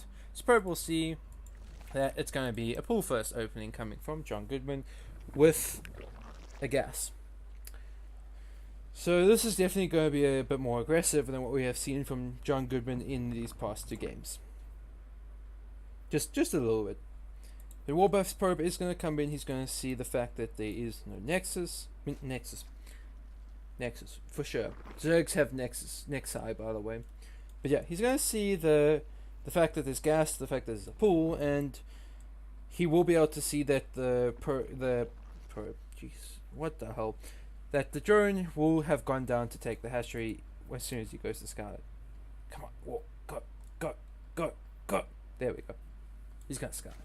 So he sees that it's not a complete all-in, that there's going to be a hatchery follow-up, but he does get a wall off, and this zealot should be able to block that little section over there. If that's even a gap, I don't know. We'll have to see when the probe / zealot goes there. Then we're going to see the first 4 lings out. Probably going to go across the map just to see if they can get any kind of damage done, but with the zealot in the wall, they should not get anything done. Besides for a little bit of a hull damage onto... Not even hull damage, just a little bit of shield damage onto these buildings. Warbuff is supply blocked with no pylon. Okay. Pylon just finished. There's no Nexus, so this has forced out a reaction from Warbuff, so to the point where he doesn't have a Nexus out yet. I would like to see him drop that very soon. I know he is going for that Twilight Council, but I feel like he didn't need to go for that Twilight Council this early. The depth is out, so these Zerglings should be able to get cleaned up. No damage should be done, besides for damaging the shields on that summon there. It's cool. Warbuff is closing in on having enough minerals for that Nexus, so we'll see if he does take it, or actually, no. Looks like he's just going one base. He's giving no shits. He's just like, yeah, you thought you could be greedy last game. You didn't get away with it, so I'm gonna go super aggressive and not even take a base. One base Dark Shrine in ZVP. Interesting. But okay. That's a dead adept. Oh no. Wargate has started. It has started. Thankfully. Because I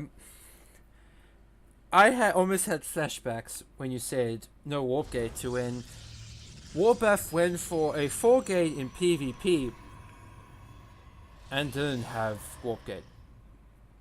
He legit didn't have warp gate. He had 4 gates but didn't have warp gate finished. It was one of the worst PvPs I have ever seen in my life. I was a little triggered. Overlord doesn't see anything. Never forgets not in the legendary 8 gate in VTL. True. Very true, Cam. Never forget. Never forgetty. First DT is being warped in. Not warped. No, warped in. I forget. Warp gate's not finished yet. At first when you have a warp prism, but no warp gate. Quality Warbuff play right, yep. I swear if this DT is stuck outside, okay, it's gonna be stuck outside. The sling doesn't. So, John Goodman has no idea what is happening right now. He has 0 detection. He has a lair. He does have the lair. And keep in mind, Warbuff has been on one base for a hell of a long time. So, a lot of damage needs to be done. But one thing I can say, 4 DTs can get a shit ton done with their zero detection. How could any Zerg not know? You see, John Goodman's not a Zerg. I mean, I guess he plays Rent. So I don't know, man. I'd be thinking something's up. Like, make spore crawlers, man. Make spores. Yeah, he knows now. First Overseer is gonna come down. Queen's drones start to die. So keep it. Obviously, again, Warbuff has been in one base, so he does need to look to get some damage done. which he's doing. He does lose the DTs, but 16, 17, 18, 9. Okay, 18 drones. That's a lot. But at the same time, there's a lot of roaches out now. So if John Goodman wanted to, he could probably counter attack. But he has to bring the Overseer with. He has to make sure the Overseer's with his army. And there's no Overseer speed. So those are going to take a long time. Because DTs, they can kill roaches pretty quickly when they're not detected. I mean, to be fair, Cam, Warbuff was on one base for a lot of the time, you know? So, in all fairness, that kind of makes sense in that way. Now we're going to see the roach are moving across with Overseer. Hello? Okay, there they are. This is silly. This is just hello. Hello. Okay. Overseer. Hello, Overseer. Hello, Protoss units. Yeah, those DTs need to be made into Archons like pronto. Now, please, come sun me da. I mean, I'd like this build for more if his Nexus was earlier. And that too. Keeping the DTs alive would have also helped because, yeah. The upgrade's almost done. That DT gets deflected. Stalker, yeah, don't do that. Come on. No, don't move up, please. War, no. Oh god. Okay, well this is good. Hello. Okay. Never mind. That's not good. Abandon ship. Abandon ship. Abandon ship. Rip. War, you can warp in units now. Hello, War. Hello, you can make charge lots. Thank you. Where is the observer? Oh, there it is. Yeah. So, roaches near Amber before they die. I dedicate this game to Sun Lily. Oh, and that is, yeah. I'll give him that.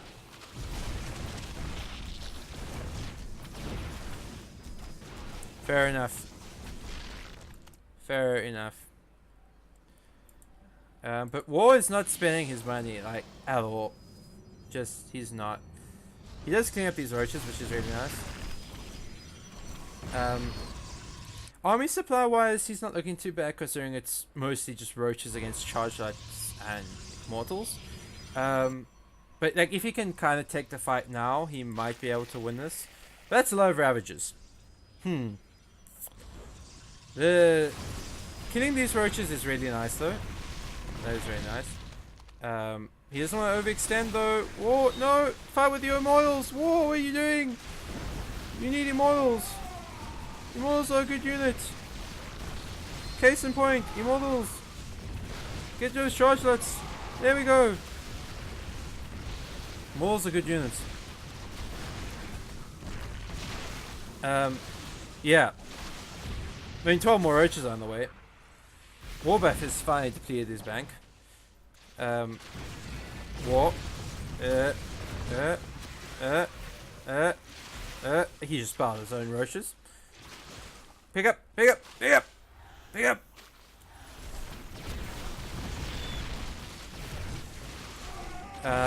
Yeah, I think they're starting to get to the point where there's too many units from John Goodman gonna be raiding across the map.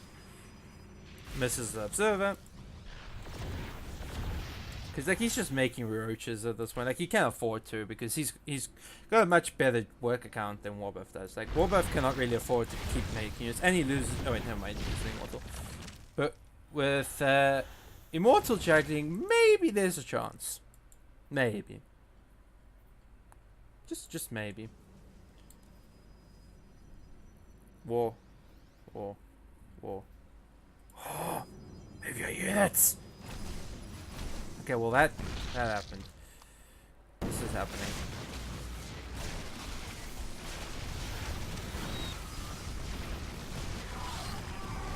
Huh?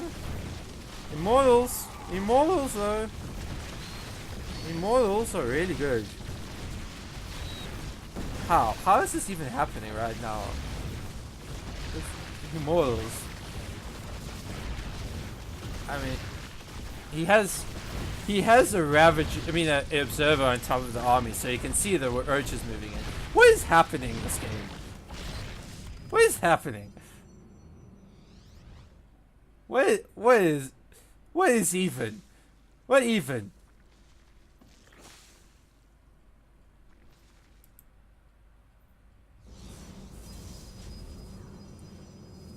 What even is? John Goodman doubly expanding, war, not making any probes, they makes an assimilator. Huh. So yeah, more roaches are going to move across the map while Warbuff moves out. He's going to need a recall. Yeah, he's got enough energy to recall. Or he's going to force the Zerg back. We're going to get a stern talking to. Yeah, yeah. You see, this is Warbuff we're talking about. He doesn't do things normally.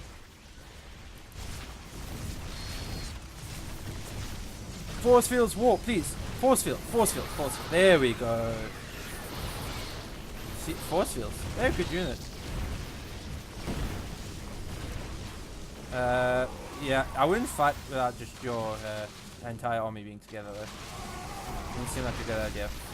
Force, more force. There we go. Hello? Game, please.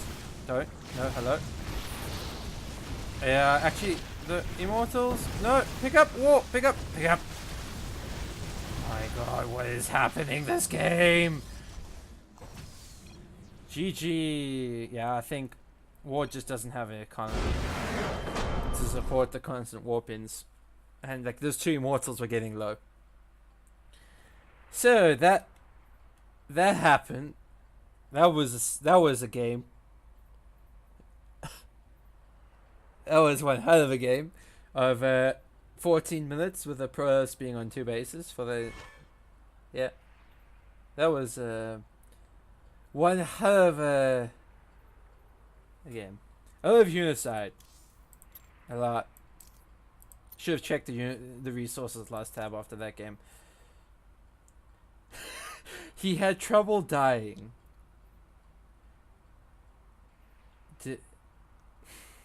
You see, Zeno did say it, that at some point he was gonna the caveman was gonna come and he was gonna take that top spot, and he did. That he did, and thank you for the bits. Moving you to the first as usual. But anyway, I'm gonna go grab a drink just so I can refresh my mouth before the finals.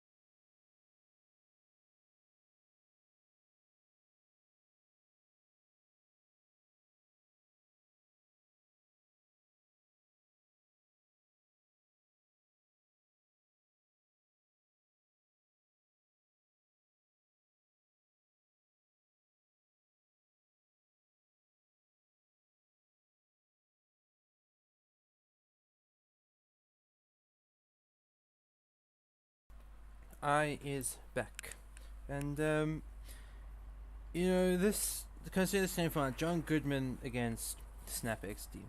From the way the bracket worked, this is definitely a final I predicted. Maybe Kano instead of Snap, but pretty much this is what I would expect. These Kano, John Goodman, and Snap are the three strongest in the tournament, so definitely saw these three getting into the semis and final even.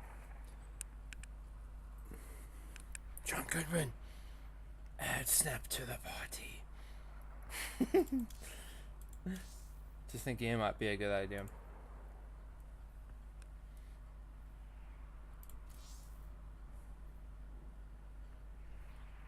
Just a thought.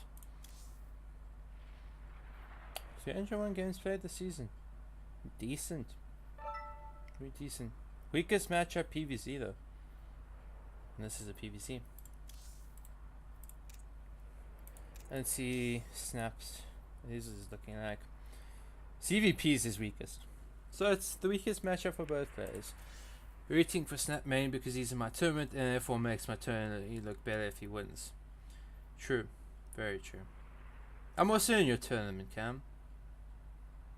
But sadly I can't play because, you know, Blizzard's bullshit and you're giving me Masters 3 for free. You know? Naturally. You know how Blizzard works.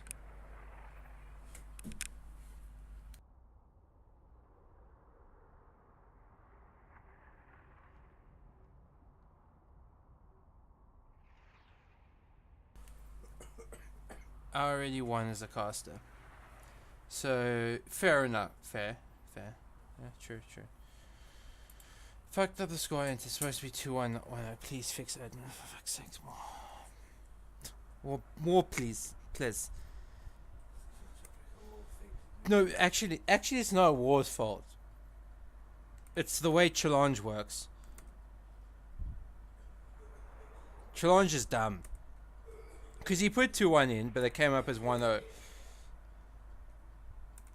yeah, fix it. Yeah, report each set as 1-0 on challenge. I'm dumb. Okay. Because that's how, whenever I've reported scores, I've always reported as 2-0, 2-1. And you know, it's been fine. But now this time, it does, no, it's 1-0. Yeah.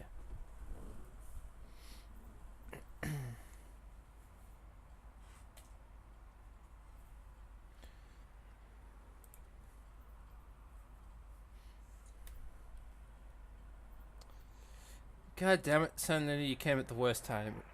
You missed John Goodman's game that he played just for you. And I can imagine you know exactly what he did.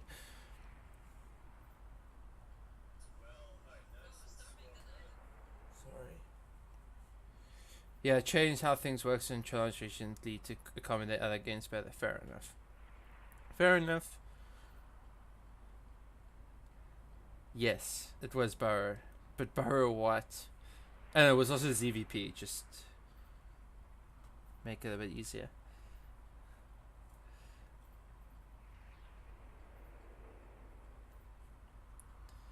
So Dreamcatcher and Parasite are the first veto. Yep.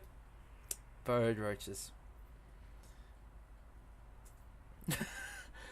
Fair enough.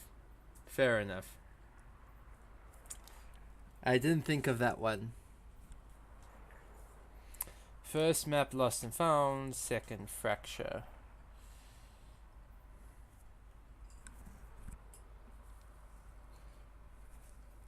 Oh yeah, lose the spec.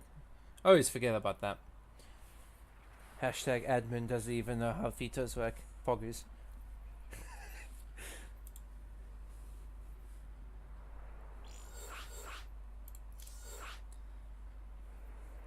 God damn it, Sunday. You and your evil laughs.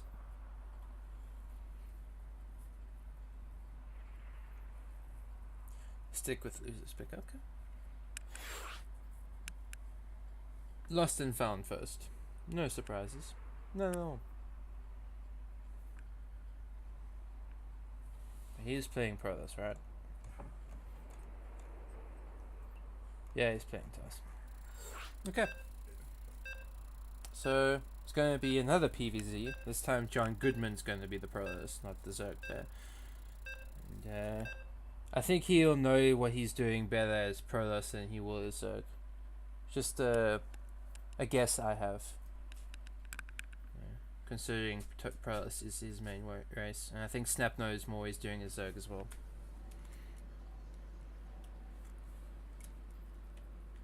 Anyway, let's get into the first game of the final, and spawning in the bottom left, playing Prowess in the red, he is John Goodman. And in the top right, in the purple, playing Zerg, he is Snap XD.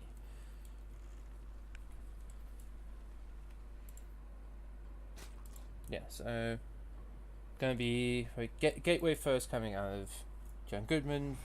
Not gonna be a Forge. I know he definitely is someone who could do that, but actually it is gonna be Forge. I didn't expect the Forge with the fact that he had on the low ground, but yeah, it's gonna be Forge first. So we're gonna be seeing cannons on Lost and Found. I hope Zeno is watching, because you know, Zeno definitely is someone who would cannon rush on this map multiple times. Yeah, even facing a cannon rush on this map for him, even doing a cannon rush. Yeah, to show him. But you're gonna see the Proby is gonna come in. He's gonna see that it's gonna be the hatch first from Snap. So John Goodman's happy with what he's seen so far.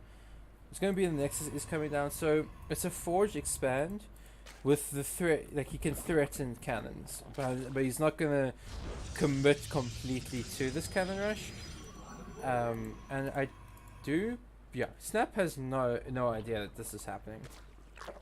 So like just denying this expansion could be really good for John Goodman. And you can see like he's not even putting the extra pylons up here just because he doesn't need it. He doesn't need to protect the cannon until, you know, they see the lings or drones coming at it. Yep. Two cannons going up. Zerg has no idea until now. And it's going to be the cancel. He soared with the creep ups there. So this has done what it needed to do. Because the Nexus is down. Obviously his tech is slightly later.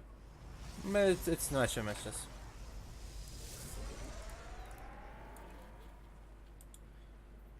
Cannon Snap on this map with that cannon spot before. I mean, no surprises.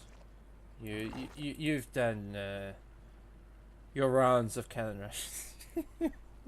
The Probe is going to come back in, sees the fact that it's not gonna, the hatchery hasn't gone down. It should be able to scout the roach one. Actually no, the Lings plus the Queen do prevent the roach one. Yeah, I think, yeah, true. Could cause a bit more effort with Tiger and Pylon. That's very true. That drone's gonna die. Or not. I forgot it takes 3 shots. Yeah, Liz on the way for Snap as well as the natural hatchery. Back home, John Goodman's got a cannon up. He's getting a cybernetic score. So, Lair, at the same time as the cybernetic score, could be a bit of a problem for the Protoss, because if it's a Nidus, very likely you're not going to be seeing any kind of Immortals or Void Race out by the time those roaches hit. Killed the pool by stealing the gas. Fair enough. Yeah. Now that's one thing, even as a Terran player, when I play Lost and Found, I always go for this gas. Because even though that cannon rushes isn't really a thing against Terran, on Lost and Found, it's very dangerous to go for the gas here, because I mean every Protoss is going to cannon rush here against the Terran. You're not gonna go for a contained cannon rush against the Terran because, like here, because Terran is just gonna wait. I mean, I don't say overly traumatized. I'd say it's a smart thing, but I mean, there's a Nidus on the way. Does John Goodman even see it? Nope. He has no idea. Void Ray has started. I think he's spotted the lair with Roach Warren. as well as the Nidus. But yeah, this is interesting. Yeah, out come the units, and he's going to start waiting away at these, building cannons and pylons. If you can get the shield battery up, maybe he's got a chance, but that's a big maybe. He's got to be Hordor. The low probes are starting to go down. A couple queens are out. Shield batteries are finished, so they should be able to recharge this Void Ray. Oh, it's only one shield battery, so it's going to start running out of energy, and Prismatic Alarm is going to run out before he's able to get these two queens down. And this is starting to look pretty bad. Well, yeah, it does have an extra shield battery, so maybe with Transfuse? Nope, never mind. No, he didn't have any energy, but Void Ray goes down. Immortal is not even close to being done. That's going to go down before it comes out. And another Void Ray is on the way. I think he's not going to be able to get the Stargate by the time that Void Ray comes out. But again, there's no real shield battery energy to help out. And these roaches actually just marched across the map themselves. Void Ray is out. That one queen is going to go down. But he's going to make a second Nidus home. And I think there should be at least a queen. Yeah, there is one more queen back at home. Another queen's going down. Does lose the Stargate. Fun fact, queens aren't armored. Fair enough. But yeah, now the roaches are going to spill out here. And this natural is almost forfeit. And low probes have gone down to the point where Snap can tech up behind you. I mean, join up behind you if he does want. He's going to take down the Nidus network, which I do like. But this Nexus should go down. Maybe even more probes.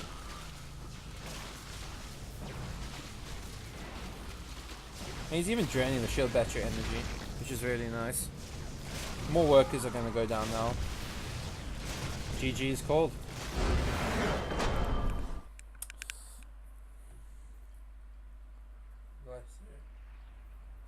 Hmm?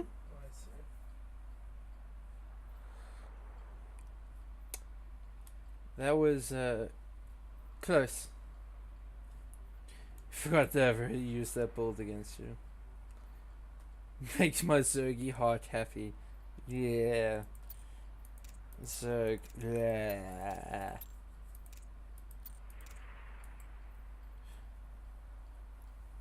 Heck. Cerulean Fall next. I think I can say that there's probably not going to be cannons this map. Because, yeah.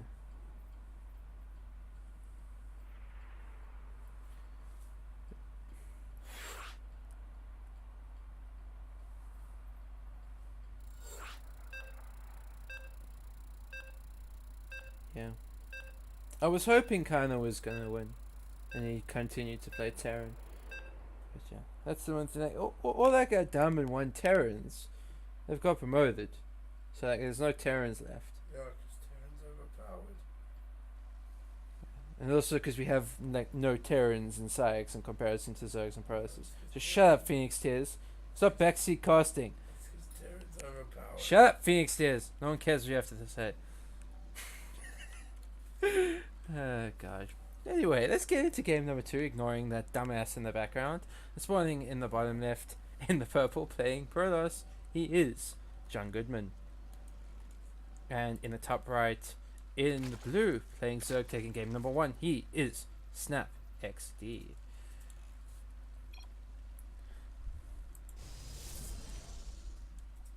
And this time, he's gonna go for a gateway. No forge.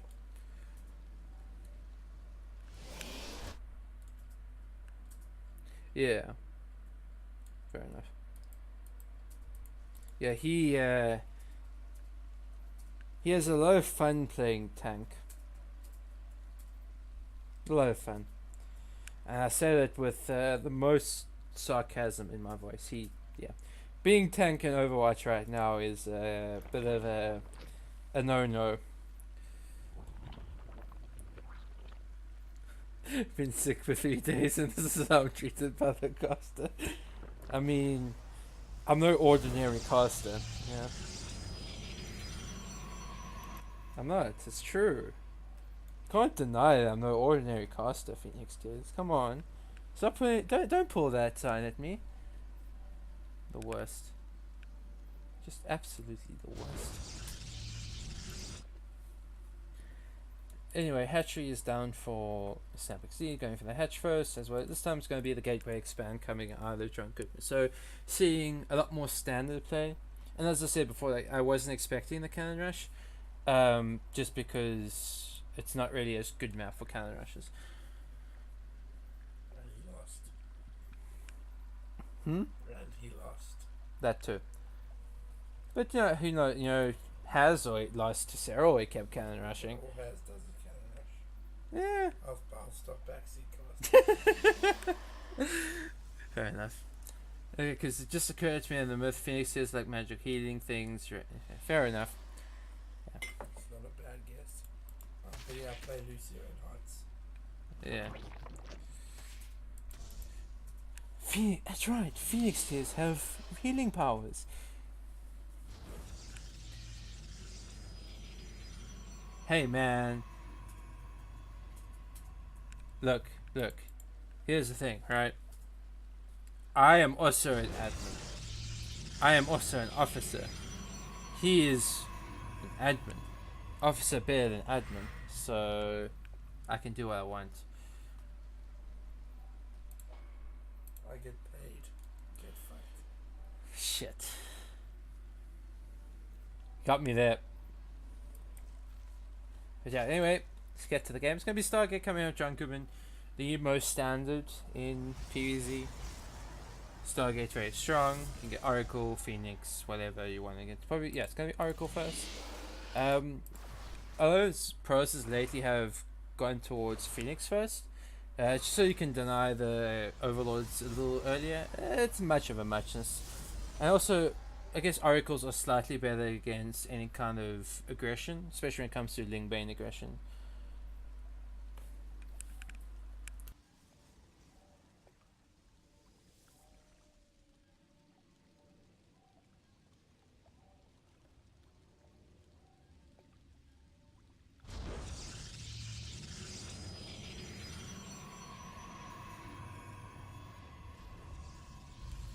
Yeah, spores are going to be starting for SnapX, and we're going to see Twilight Council coming out of John Goodman. So no Robo as of yet, but it's not going to be that Mass Phoenix style, because you would see normally a second Stargate by this point. Where's the Oracle actually? I think it's... Did it die? Okay, no, it's coming in. It's going to put a stasis ward down, and it doesn't look like Snap is responding to this at all, so that's a good number of drones looking like... Wait, hold on, 2, 6, 9 to 10 drones there, which is really good. So actually fell back asleep until Goodman built fort. Xenoples. Xenoples. But we're going to see Glaives coming out from John Goodman. So this is possibly looking very similar to what we saw from Warbuff, where he went for those Glaive Adepts against John Goodman when he was playing Zerg. Just this time, John Goodman is going to be able to get the Nexus down slightly earlier. The Kano Cannon Rush any. Kano played Terran against Snap, so no. What he did in Cannon Rush is Terran.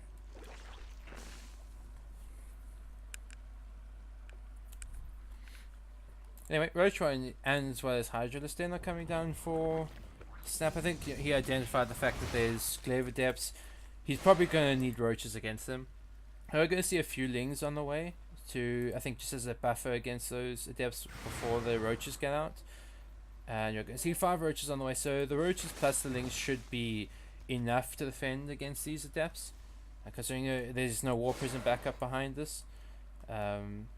But at the same time, this is forced a lot of units out of Snap, so John Goodman doesn't necessarily need to get a lot of worker kills, but any kind of worker kills that he does get at this point is really nice. And he's already got up to 5. Probably shouldn't get too many more kills, but damage has been done. It's only 44 workers to 42. The depths are going to shade in, should be able to get a couple more, so he might even be able to take the worker lead now. But these adepts will be able to get cleaned up. Now, all in all, 10 drones go down. Storm is on the way as well as Charge for our Protoss plan. So, army supply wise, he's not looking too good, and if Snap was to move across the map, he definitely could do a lot of damage, especially with the fact that there's no War Prism to micro the Immortals. And this setup for John Goodman is not really great because these Immortals have to go all the way around. And then one of them might even be trapped in there. I am not sure though. Things are gonna come in. Okay, so these Immortals can get out. Okay, that's good for John Goodman.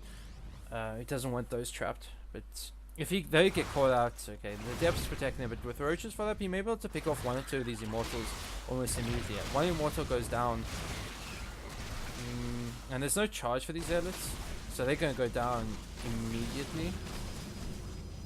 But again, this is quite a big commitment for Snap. He's still behind in workers, so he needs to get quite a bit of work done, and I am lagging. Feels bad, man.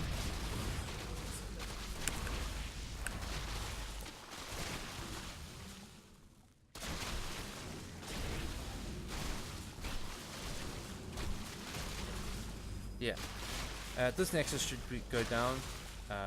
There's not enough units for John Goodman to defend this, and I think he might be in quite a bit of trouble in this game because Snap is just looking to continue this pressure, and there's not too many Immortals out yet, and no War Prism to juggle those Immortals.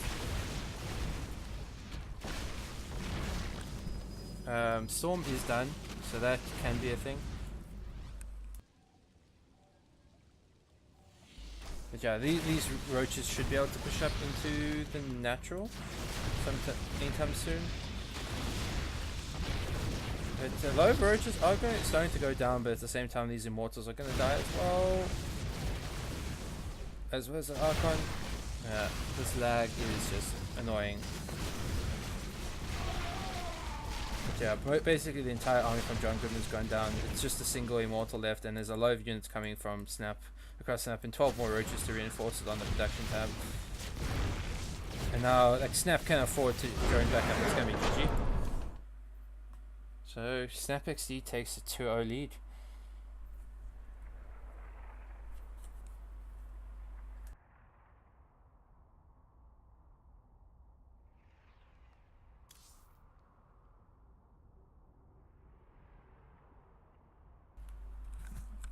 He got really juicy stasis wards, fuck. Fair enough. They were pretty juicy.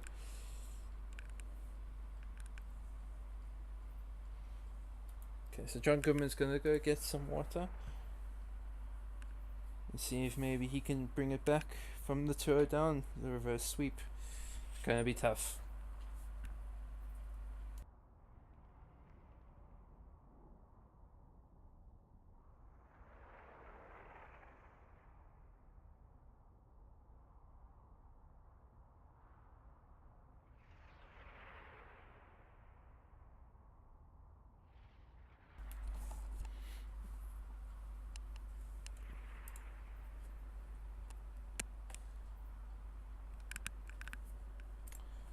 So what maps were vetoed actually? Let me take a look. So Dreamcatcher and Parasite, and Lost and Found and Cerulean have been played. So that leaves Acid Plant, Blue Shift, and Fracture left. So I'd say Acid Plant and Blue Shift are probably Zerg favored.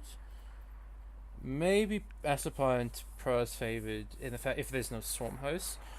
Then Fracture, it's kind of a weird one. But I think definitely the two of the stronger maps left for John Goodman that was Cerulean 4 and Lost and Found they lost is a bit of, it hurts quite a bit.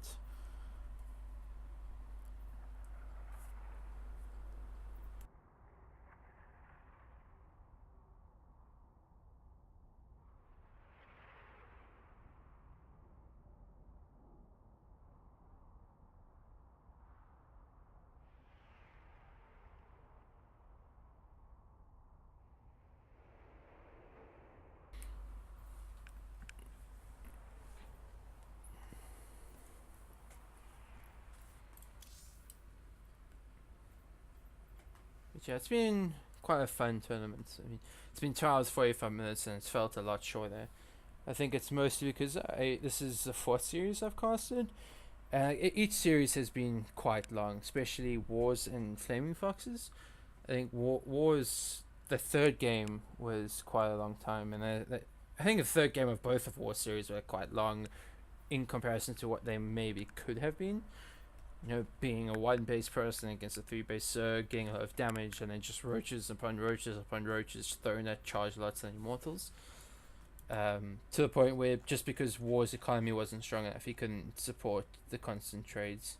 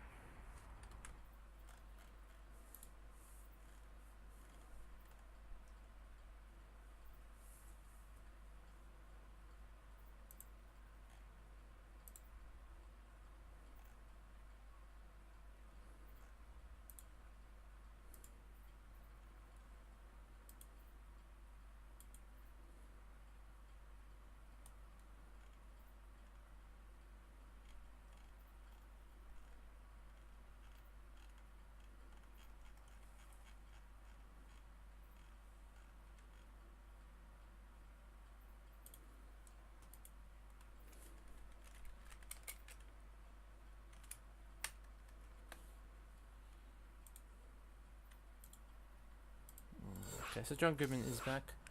Acid Plant is going to be the next map. Probably I'd say this is the better choice out of the 3 that were left. Definitely better than Fracture and Blue Shift in terms of Protoss play. But yeah, we're going to go into game number 3 and see if John Goodman can bring this back. It's going to be very difficult because the aggression that he's tried it's done its damage, but Snap has been ruthless enough as soon as he realizes that John Goodman's not really going to have the units at home to defend the roaches. He's just going to send a ton of roaches across the map and win the game. And that's the one thing with when you're being aggressive as the Protoss is you don't want to use those units too early until you've made the transition in time.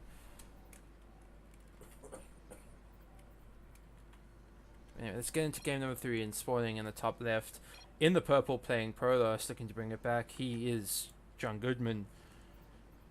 And in the bottom right, in the blue, 1 game away from victory here in this MVD. He is Snap XD.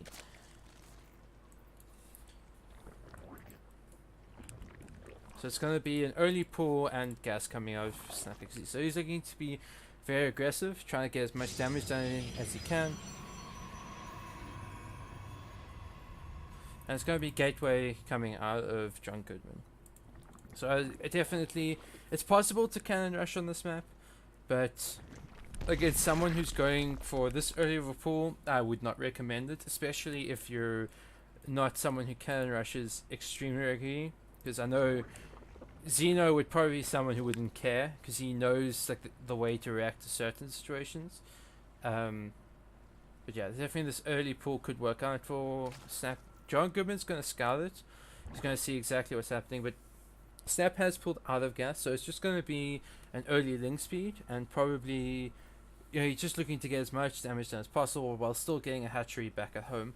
And it's just going to keep John Goodman on the defense. We're going to see a war coming out of John Goodman with a Cybernetic score and second gateway, as well as a Zealot plus second pylon. So I do really like that second pylon, just in case that Zealot does go down for whatever reason. He has a backup pylon so that he can't have depowered all of John Goodman's production with those Zerglings.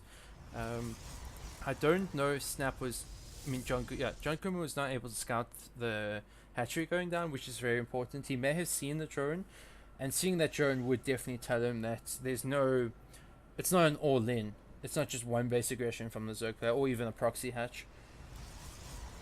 We're going to see the links are going to come up, start working on that gateway, as well as the Cybernetic core. And it's just a bit of aggression, forcing a reaction out of John Goodman at this point. With the Adept out, shouldn't be able to get too much more done.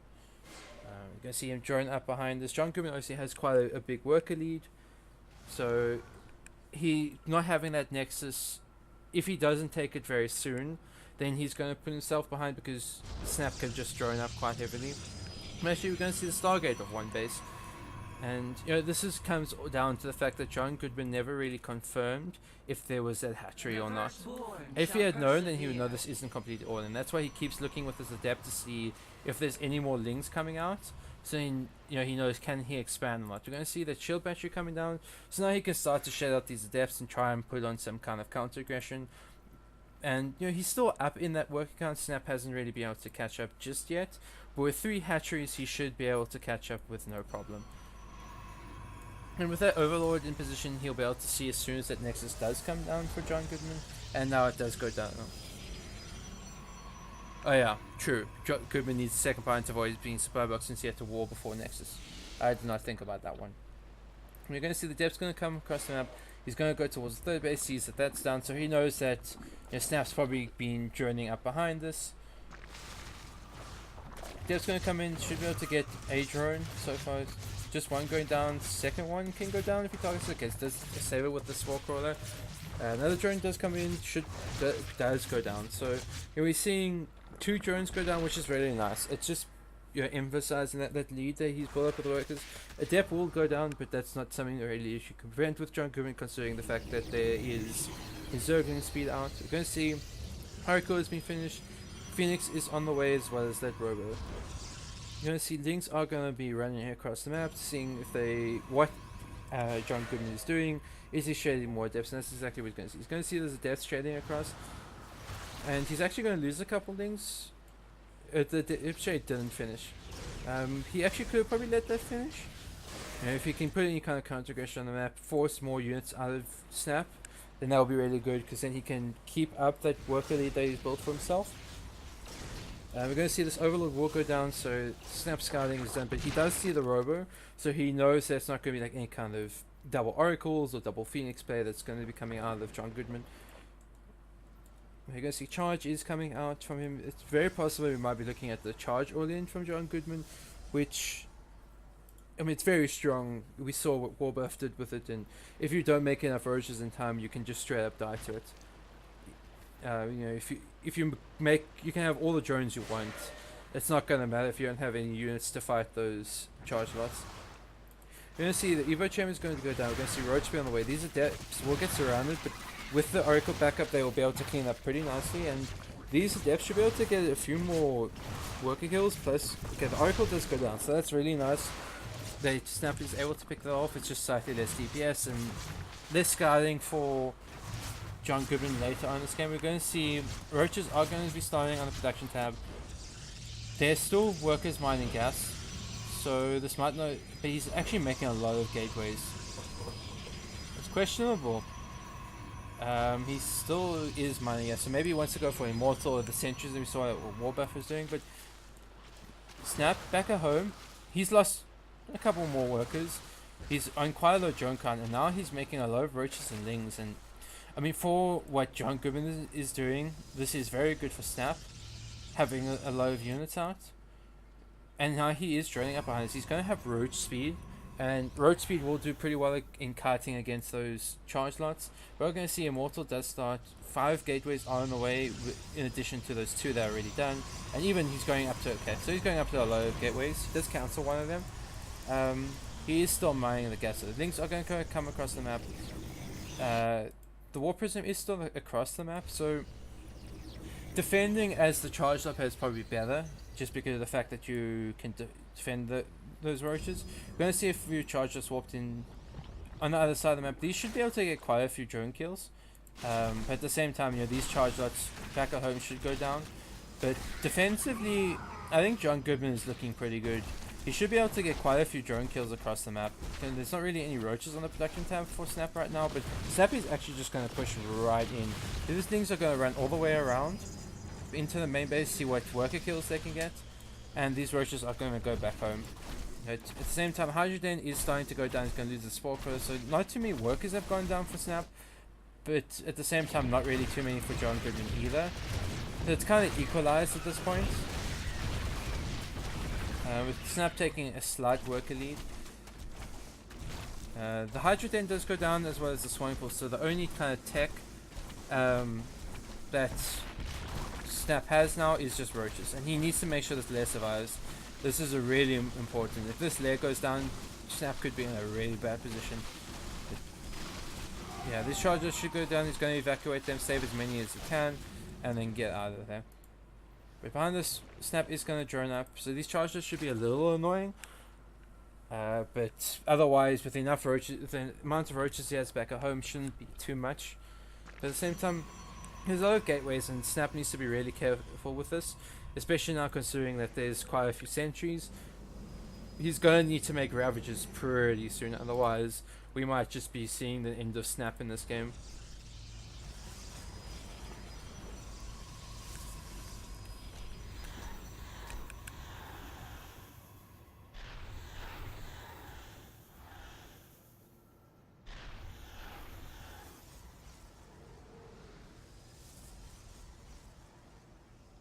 Honestly, Snap is continuing to drone up. He should have seen the army moving out. He does have a good upgrade advantage. He's got that +1 with +2 on the way, but army supply wise, his army is just not looking that strong. And yeah, he's sectioning off a few roaches towards the main base, but that's not going to matter because this attack's coming towards the third, and I don't know if Snap necessarily has the amount of units he needs to defend this. I guess Lings are good, but they're not really that good against charge lots. But yeah, it's now all about just holding for Snap. He's got enough workers. He just needs help, but those forces are really good to start off with. He's now going to have to fight this when he probably didn't really want to. The low charges are starting to go down, but it's not really too many roaches are dying at this point. And Snap's got low resources, but he's not spending. Okay, 15 roaches are in the production tab, but at the same time, there's still an overwhelming army supply for John Goodman. He's going to pick off that third hatchery. And there's not really much gas net there for Snap to afford Ravagers. Like, he's just got the one Ravager, and there's a lot of Immortals. I mean, one thing that Immortals aren't good against, is roaches. And like, that +2 is so far away from finishing. Yes, it's going to be a full surround coming from the Zerg player, but I just don't think it's enough roaches to make this surround really work in the end. And starting to see Snap's army supply really start to dip, and these Immortals, they just aren't dying, and there's no there's no +2 anymore, and that might have been saving grace for Snap XD. No Immortals. The Immortals are still strong. There's still that War Prism behind somewhere, or did it die? Yeah, he's still got the War Prism somewhere. And now with these force fields on the ramp, he can just take out the space as well, and more drones are going down. Yeah. More charge lots are being walked in. A few Hydras are on the production tab, but there's just not enough Hydras to deal with. Like, there's more Immortals than Hydras at this point, and that's never a position you want to be in. GG, cool. And John Goodman will take it to 2-1.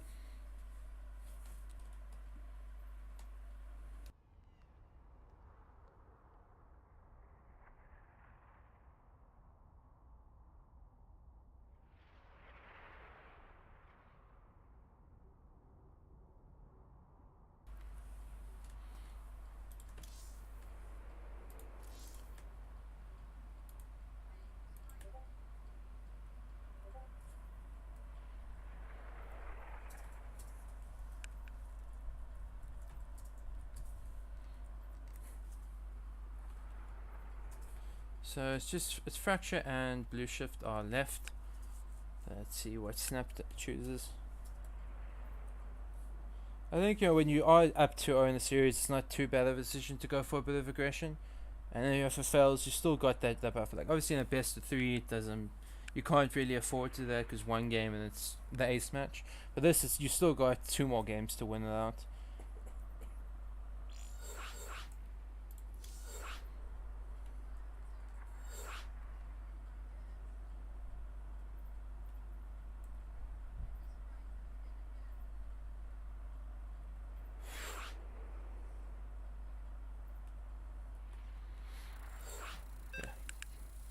Game number 4 is in the making. Let's see if John Goodman can bring this to the ace match. That was a very interesting game. I think John Goodman held that very well. He did stay on one base for quite some time, but at the same time he was always making workers where Snap kind of always was playing catch up in that work account, to the point where just a couple worker kills was really affecting Snap. He tried to draw up behind it, and then there was too many units he had to deal with, those charge lots, and if he was at home to defend those charges, I think he might have been fine. But the fact that he was across the map, he just couldn't defend it, and he lost so many workers and mining time as a result. But let's get into the game number 4, and spawning in the top right in the purple, bringing it back in game number 3, he is John Goodman. And the bottom left in the blue, playing Zerg, still one map away from taking the entire tournament. He is Snap XD. This time, not going for any aggression, it's going to go for the hatch first. Gateway is coming down for John Goodman, so once again it's going to be very standard from both players.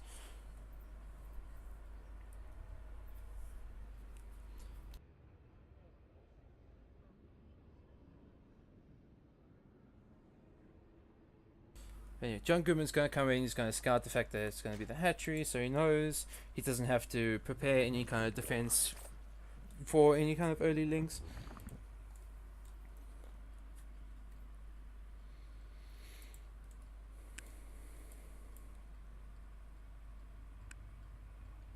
Nexus is going to come down for John Goodman, followed by that cybernetics core. And I can imagine he's probably going to go for the Stargate once again, as we have seen him do in all 3 matches so far. All 3 games, apologies. And see, if Snap wants to go for aggression again, or if he just wants to play it exactly how he's played the second game. Obviously not the first game because of the cannon rush, but definitely the second game, where he defends what John Goodman throws at him, and then he just goes across the map and wins the game. But we'll have to wait and see. 4 Zerglings on the way. Go Bitsleater number 3. Yeah. Well, at least he won't be 3rd this time. He'll at least be 2nd. Or maybe 1st, but at least 2nd. Okay. Zergling speed is in the way, as well as Warp Gate tech. Nexus is finishing up. We're just waiting to see what the tech is going to be from John Goodman, if he goes for the Twilight Council, Robo, or Stargate. He does have the minerals and the gas to afford all 3 of those things right now, but he has not put either of those down. Okay, so it's going to be Stargate. Very standard, kind of John Goodman 3rd base on the way for Snap. Very well timed, and the depth's going to come across the map. Shouldn't be able to get too much done. A lot of things changed that came by last time. To 1 to number 3. Yep, a lot has changed. And that's what happens in PsiX. Miss a few things and a lot's changed. It happens quite often.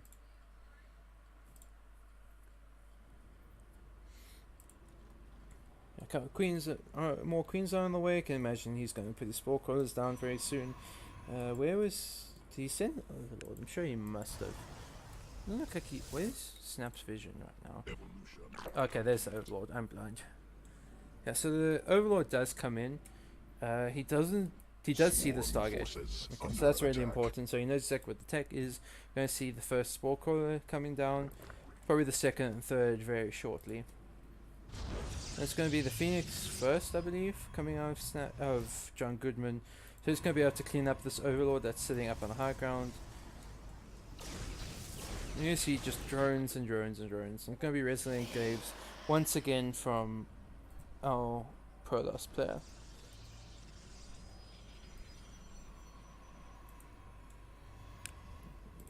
Smoker on 3rd on the way, 2nd one is finished up. Can imagine he's going to see the gases being taken. Yeah, there you go. As well as Lay is on the way for Snap XE, so looking exactly the same as game number 2. The only slight difference is the fact that it was Phoenix first as opposed to Oracle first, coming out of John Goodman. We're going to see a couple of depths move out. The probe is going to move towards the 3rd base. Ling will be able to spot that, maybe even pick off that probe before those adepts do get there. So we'll be able to deny that. Probe will go down. The Phoenix was just a couple seconds too late there. Should be able to clean up that Zergling now. That's one of the saddest Phoenixes, when you don't have any buddies to shoot and you're just lifting that Zergling. You're just like staring it down. Not really much is happening. But yeah, Oracle is across the map. He's gonna go towards the main base. I can imagine he's probably gonna go for the stasis ward once again. That's exactly what he's gonna do. Snap is not putting in workers again and gets the queen, lava, and drones this time. So that is really good for Snap for John Goodman. He's gonna get quite a few drones here as well. This is going from bad to worse for Snap XD. But oh, he's targeting the smoke crawler. No, hello. Okay, it's not me. Oof.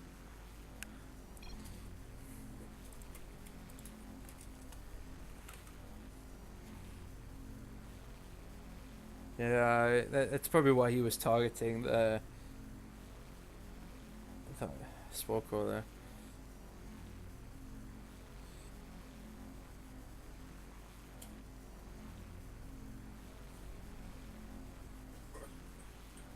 That Phoenix has tears. That Phoenix has tears, indeed.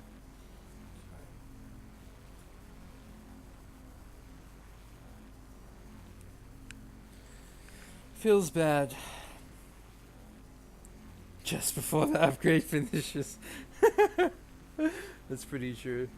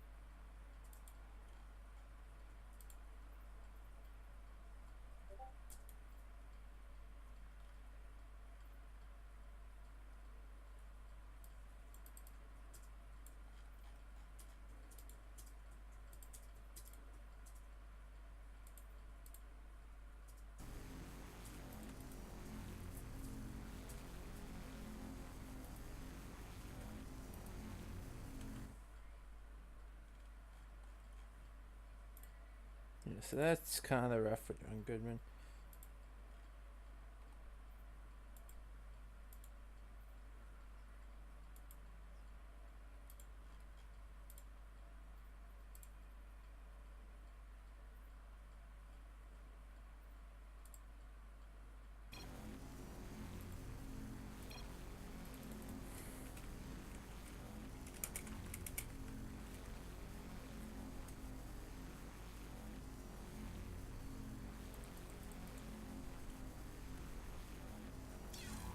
Gonna have to resume the replay.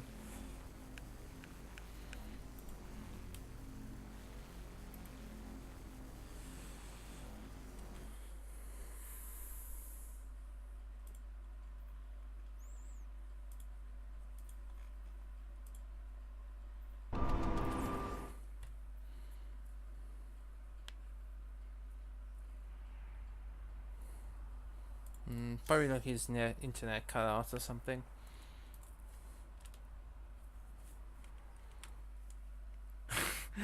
I love how the sound of the Oracle lasering the spore is still going. Yeah, that's always one thing.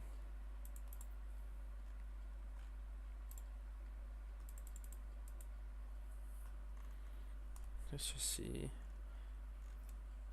I want to see if John Goodman's online Discord. Doesn't look like it. So yeah, his internet is pooey. Yes, pooey.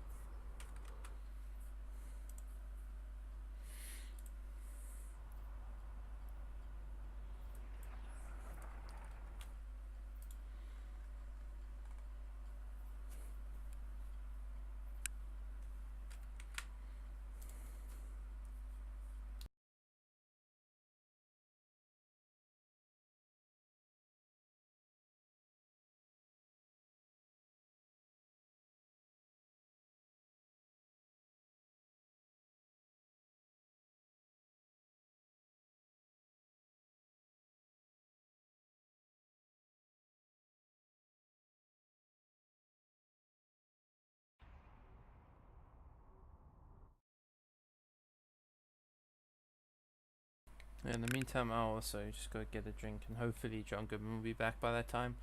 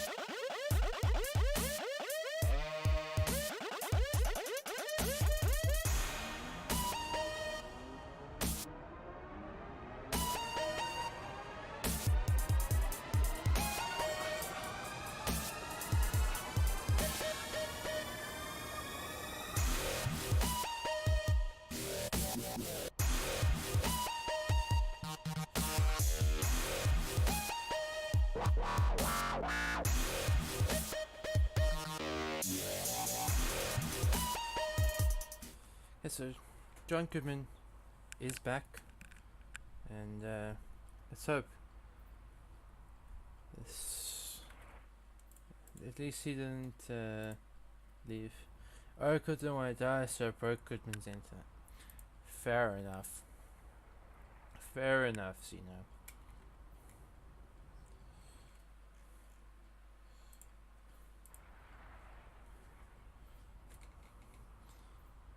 Who knows, maybe we'll still die. But we'll have to wait and see. They changed the scene, I'm sure I did. Yeah, I did. Good streamer changes scene. Feels good, man. Feels good, man. Feels good, man. Feels John Goodman. Get it? John Goodman. Phoenix Tears isn't impressed.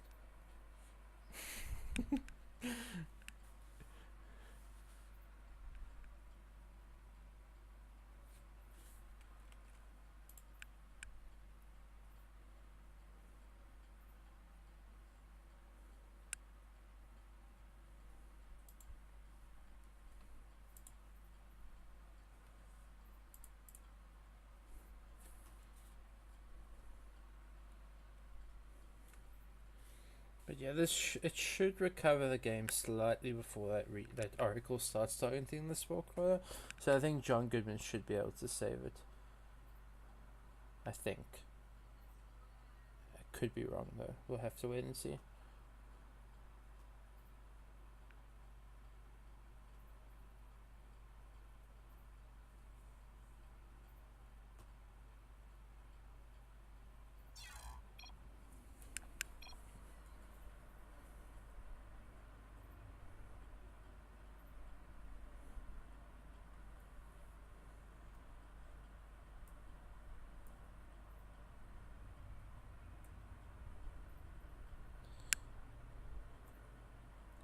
Why is Terran a clown fiesta?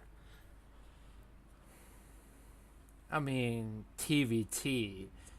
Like, have you seen TVT?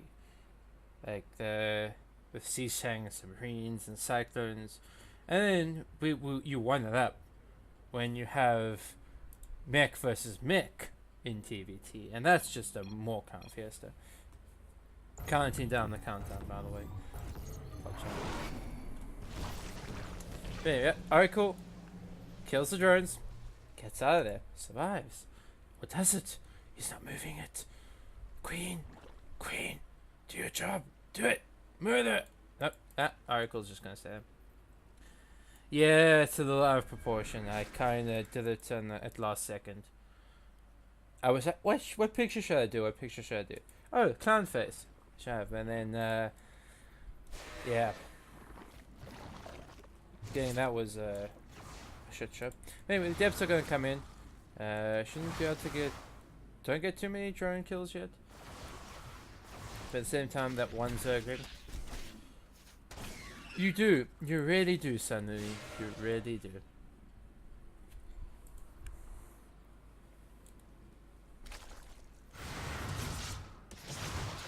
Yeah. Depths come in, get a few more drones. Snap's still got a pretty healthy work account, sitting at 52.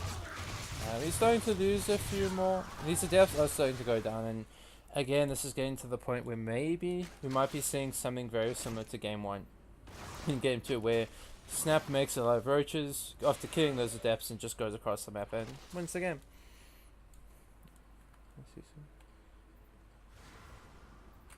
Okay, so these two adepts do survive. That is very nice. You can still keep up the harass and keep a few roaches at home. Stasis Ward is going down on the 4th base, so that's going to delay a possible 4th base for Snap. Just that one drone, and then that drone's going to be stasis, so you can't actually take the base.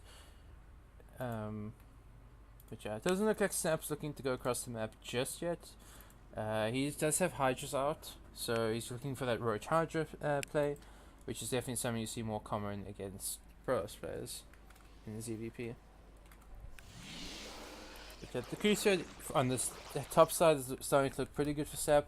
In the middle, it's pretty decent. On the bottom, there's absolutely nothing.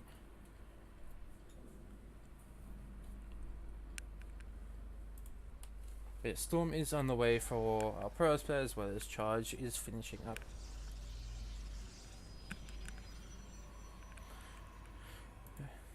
I wouldn't be surprised if we start seeing Snap start to move up pretty soon. I think you definitely do want to try and hit before Pro has that Storm, so then it's just an AoE that you don't have to deal with Marco against, as well as your units just survive that a little bit longer.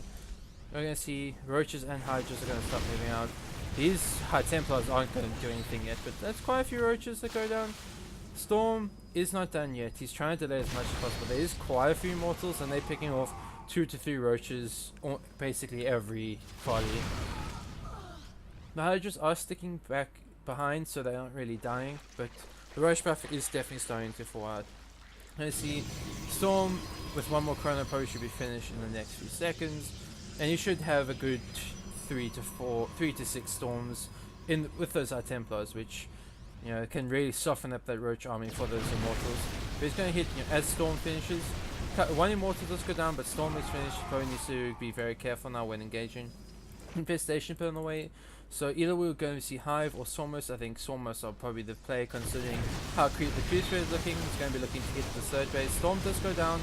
Charged up buffer is basically no more, but at the same time, below these Hydras are quite hurt. So pushing in to those Immortals means that those Immortals can just basically one-shot below these Hydras. You're going to see Lurkiden and Hive. So it's not going to be the Swarm Host play coming out of Snap. Junker at the same time, he does want to be very careful when moving out onto creep. You never really want to be engaging Zerg onto creep unless you really have to.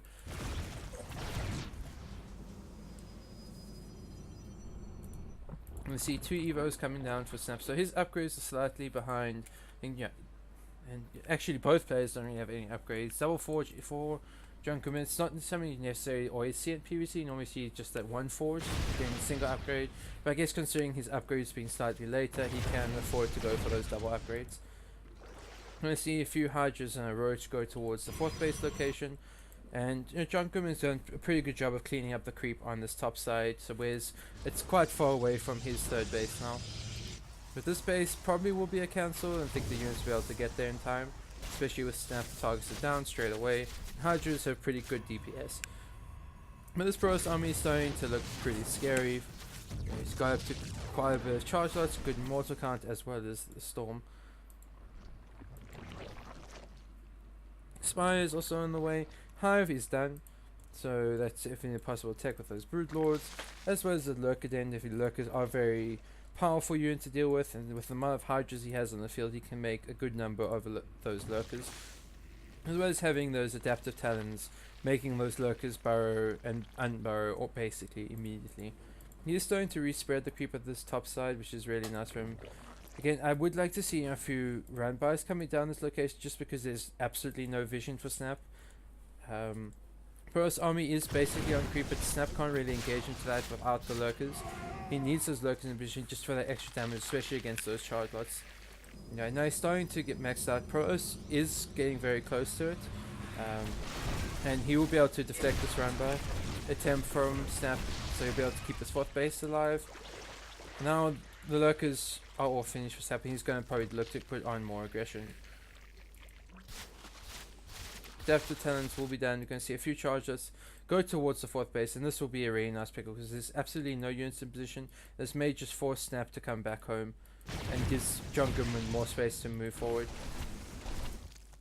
And Snap doesn't even realize he's going to go actually try and surround this Protoss army. Or this could get really bad for Junkerman. He's going to recall, but I think he's going to lose quite a few units before that happens. He does pick off that 4th base. Charge will be cleaned up in the south side, but not before a lot of drones do go down. So it wasn't the best for Junkerman losing quite a few units, but the recall meant that he didn't lose in all of his army. So he's still got a pretty strong army, and there's absolutely no upgrades for Snap. He hasn't started any, and now with carriers on the way, there is a Spire, so you can go into those Corruptors. But carriers are a pretty good unit, and if you can keep most of your ground army up, that means Snap can't really make that many Corruptors because he's got to keep his ground army as well. And you see Snap is going to move, and looks like he's going to go for some double prong. I'm going to send those links into the natural as well as the main base, and he should be able to scout what the tech is. And at the same time, it's just going to force the army from John Goodman a little bit out of position, allowing these locusts to burrow in position of these cannons and start to weather away these cannons as well as. Now the Protoss army is in quite a choke, so engaging into this is going to be a little rough for John Goodman. Storms do come down, but it's mostly on those lurkers who can take quite a few shots. And now a lot of leagues have gone down. The tech is spotted from John Goodman, so Snap knows exactly where to do. He has quite a bank, so he can make quite a few corruptors after this. And the Protoss army, he's trying to lose quite a few of these Immortals as well as the Archons. The Lings are cleaned up, but quite a few workers that go down in exchange. More lurkers are on the way, so John Goodman is spending quite a lot of that gas on just this ground army. So a lot he's investing a lot into just trying to win the game here, getting rid of that ground army so that he can just make those corruptors. I'm going to see these lurkers start to move forward. Going to start to get a bit of damage on more of these cannons. I'd like to see him slowly push forward with a couple more lurkers, especially now with those cannons going down. He's going to go for the barrow in. A lot of these High Templars take a lot of splash damage, which forces those lurkers to unburrow. And Snap behind this, he's starting to build a good mineral bank, but at the same time, you know, he doesn't really have the gas unit count, and he's lost a lot of his lurkers now, where this aggression isn't really going to be able to do too much more. A lot of the High Templars are gone, but there's still quite a couple with energy, and quite a few storms in them. You know, Snap not being able to secure that 4th base earlier probably is definitely struggling with that gas, and he hasn't even saturated the gas, so that's also why he's not really mining that much gas that effectively. But John Goodman has really done a good job of targeting down those lurkers before they really do too much damage. And now we're starting to see quite a big army supply for John Goodman, with, you know, Snap's army supplies not looking that strong, especially when you want quite a strong army supply against something like carriers. We're going to see more Lings rush towards the 3rd base with a cannon, shield patchy, and Immortals. This should be deflected pretty easily. Yeah, if he had done that, then he could have won. But those cannons also there in the beginning helped out quite a lot. It stopped John Goodman, Snap's push for quite some time. Yeah, and these Chargers should be able to win the fight against these Queens. If he had tried to use them, maybe not, but yeah, they're going to go down. And there's going to be a couple of Vipers on the way, but there's just no real anti-carrier force for Snap at the moment, as well as he doesn't really, like, he can, even if he just had like the Hydras against those carriers, I don't know if that would be enough. Yeah, and these Immortals should be able to deal with just these Hydras, and then the carriers can deal with the Corruptors, even that one Voyager in the mix. Plus those Storms. This Zerg army shouldn't really have a chance against what John Goodman has, but he is giving Snap some time to build up a bit more of an army, as well as allowing these Vipers to get energy. But I think one thing which has really pained Snap in this game is his lack of upgrades. But John Goodman, he's playing this very safe. He's giving it a little bit of time, but at the same time, he's also building up his carrier fleet to the point where he has his own bank, but a trade he takes here is still going to be good. And he's going to move in and out. And with these Storms, you can't really ever engage into this Protoss army properly.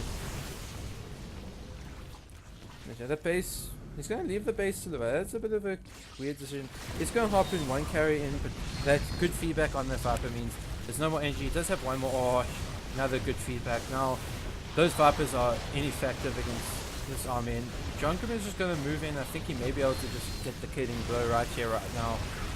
More and more drones are going down. Snap's economy really is looking bad with John Goodman. He's building up a bank back at home. He hasn't really lost anything in his army. He does lose a Voyager, but though these Corruptors are low, he's going to go down very short. Does storm his own army, so actually loses Corruptors. He is starting to pick off the carriers, but there's just two more in tow, and there's just no Corruptors left for the Zerg player. And now all that's left is Hydras against Immortals and carriers, and a lot of these Hydras are even going down before they engage into anything. We're going to see a GG from Snap. And it's going to go to the ace match. John Goodman has brought it back.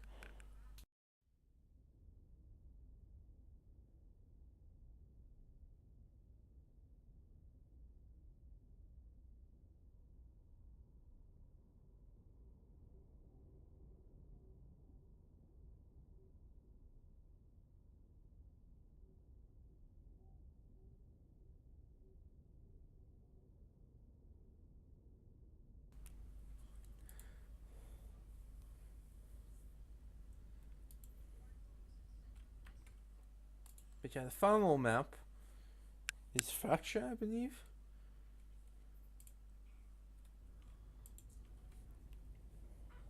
So yeah, that's going to be very interesting.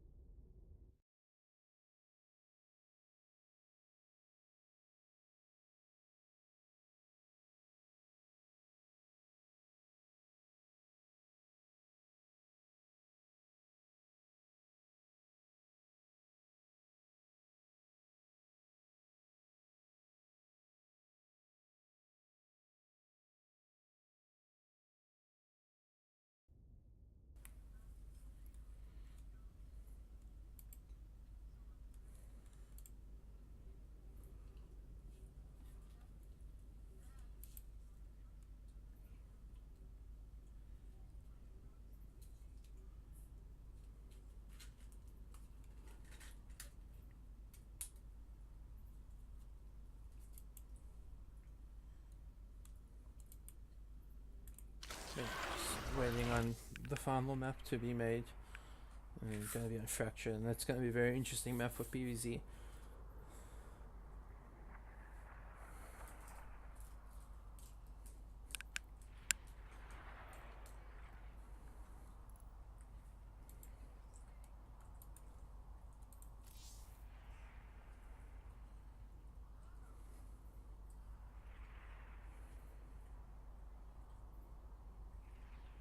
Use the balls on this fucking.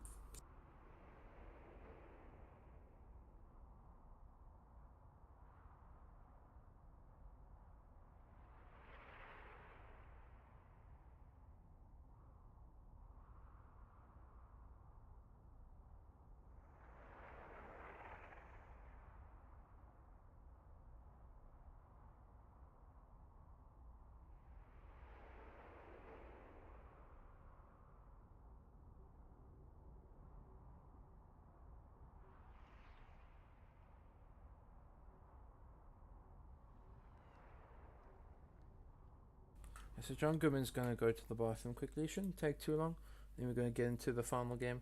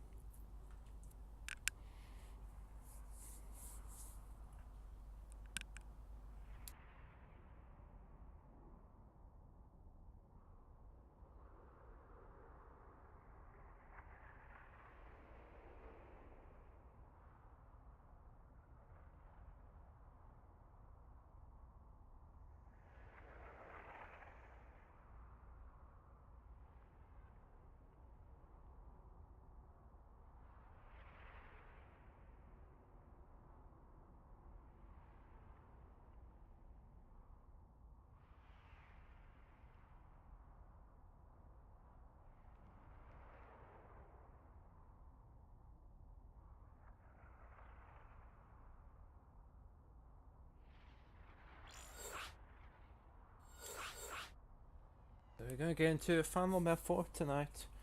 It's been one hell of a series. Good comeback from John Goodman for sure. And that last game, it was looking worrying at a point, especially when those Zerglings got in. But he just held for so long that he delayed until those carriers were out. And Snap invested so much into those lurkers that he couldn't really invest into corruptors from that point.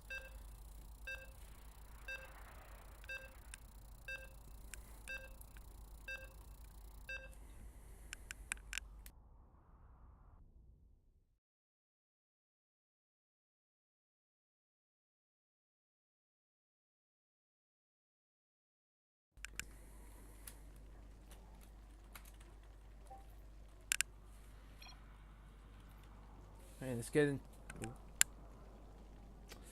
into the final game of tonight, and spawning in the top left, in the purple in the red playing Zerg, he is Snap XD. And in the bottom right, in the purple playing Pros, bringing it back from 2-0 down, he is John Goodman. And see if he goes for the forge.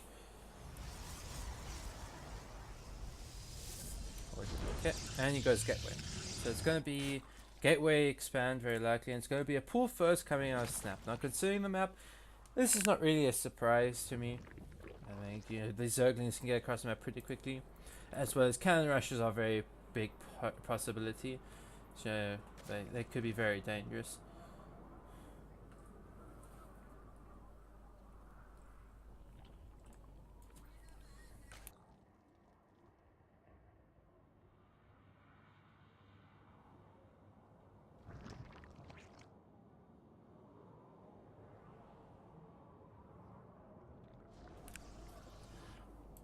And Giant Goodman's going for the gas steal. So that's interesting. Normally that's very indicative of a cannon rush, but actually he cancels it now. I think realizing what Snap was doing. We're going to see the Z is going to come out, so he should be able to block the wall.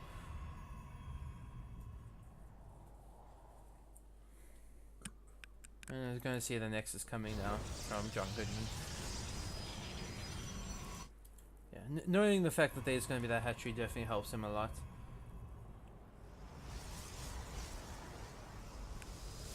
You're going to see very early roach running coming from Snap, so he's going to go very aggressive. Will John Goodman be able to scout this? He does.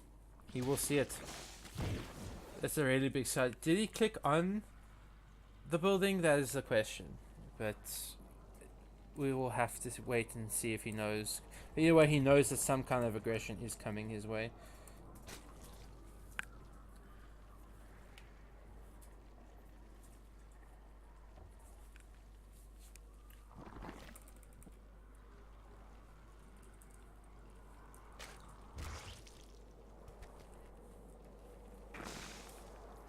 You're gonna see first few roaches starting up. Link speed is in the way, so I have to wait and see how much he wants to commit to this aggression.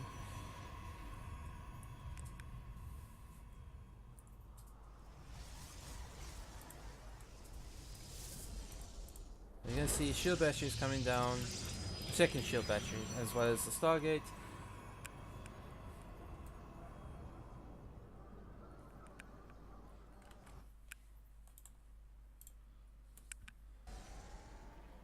First few Lings and Roaches coming out. You're going to see more and more Lings coming down. So looking like Snap just wants to go all out with this aggression and try end the game as early as he possibly can. And get that all these units up before that the Stargate units come out. Void Ray is on the way. Snap was supplied for a second, so he couldn't really make any units. Zed is going to go out. This should be caught by these roaches, so that should go down pretty quickly. And now we're going to see Snap start to go in and try and get down the shield battery engine as much as possible. Maybe try and get the Stalker. Stalker is taking a lot of damage. First Stalker does go down. Shield battery and this shield battery has been depleted. And now he is in. There's only a Void Ray in production tab. One is out. And now let's see how much damage Snap can get then. Snap is making a few more roaches back at home as well as him. So he's still committing to this aggression.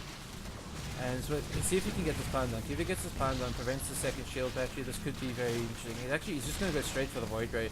I don't like the choice. Just go straight for the pylon. Depower the pylon, plus that gateway can be really big. And now the probes are quite under threat. A lot of probes are starting to go down, seeing up to 15 probes. This main base, the natural is under fire. More probes are going to go down. And still quite a couple of Lings, plus these roaches. And it's going to go towards the natural, but I think losing this Nexus as well as so many probes means that Snap can easily drill up behind this and probably defend any kind of aggression. That Stalker is going to go down. The second Void Ray will be able to get out, so that's going to be a little scary for Snap to deal with kind of counterattack, but with so many probes going down, John Goodman's basically go all in with any kind of attack that he goes for. All Snap needs to do is make Sprawl Crawlers and Queens, and he should be fine. And the longer he delays it, the better it is getting for Snap. Yeah, I think John Goodman realizing when there's no more units coming across the map, that Snap has drone up behind us, and he needs to try and go across the map and end the game. But I just don't know how he's going to be able to do that with these Queens as well as Spore Crawlers back at home. And these two roaches are just going to be such a nuisance that they're gonna get rid of the rest of these probes. 2 void rays are gonna come across that. 1 roach might die. John Goodman doesn't target the first queen. Needs to go to the safety of the spore coil. The longer he delays this, the better. That spore coil is going to be target time. He's actually going to GG and snap with that decisive roach ling all in.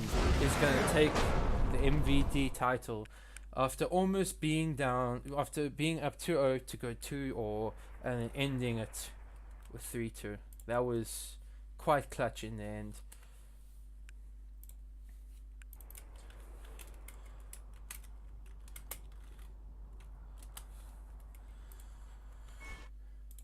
Yeah, you have to go either 3-gate Mass Stalkers or Rush Stargate. Can't go half and half. Yeah, fair enough. Yeah, it's not something you see very often. I think John Goodman just wasn't expecting that much of an aggression. And that's just where he failed. But anyway, that's going to be the MVD for tonight. As well as the cast. And let me actually take a look at the spreadsheet to see what events we have coming up.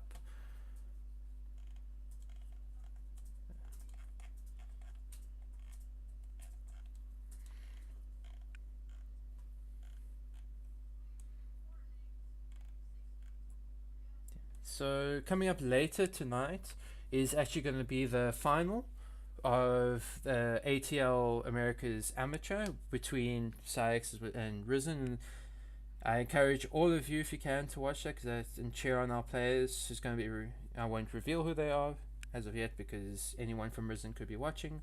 And then tomorrow is going to be the All in Nidus EU, which is an all-kill format with 2 diamonds and 2 masters. As well as it's going to be the PsiX Pro Series match between Cham and Kellerzor, which is one I would recommend not missing. That's going to be very good. As well as VTL Clan War is going to be tomorrow between us as well as GNR, and it's going to be the semi-final, and see if we can make the final and be more competitive. That's going to be me for tonight. Thank you all for watching, and once again, GG's to Snap for taking the MVD pretty comfortably in that final game.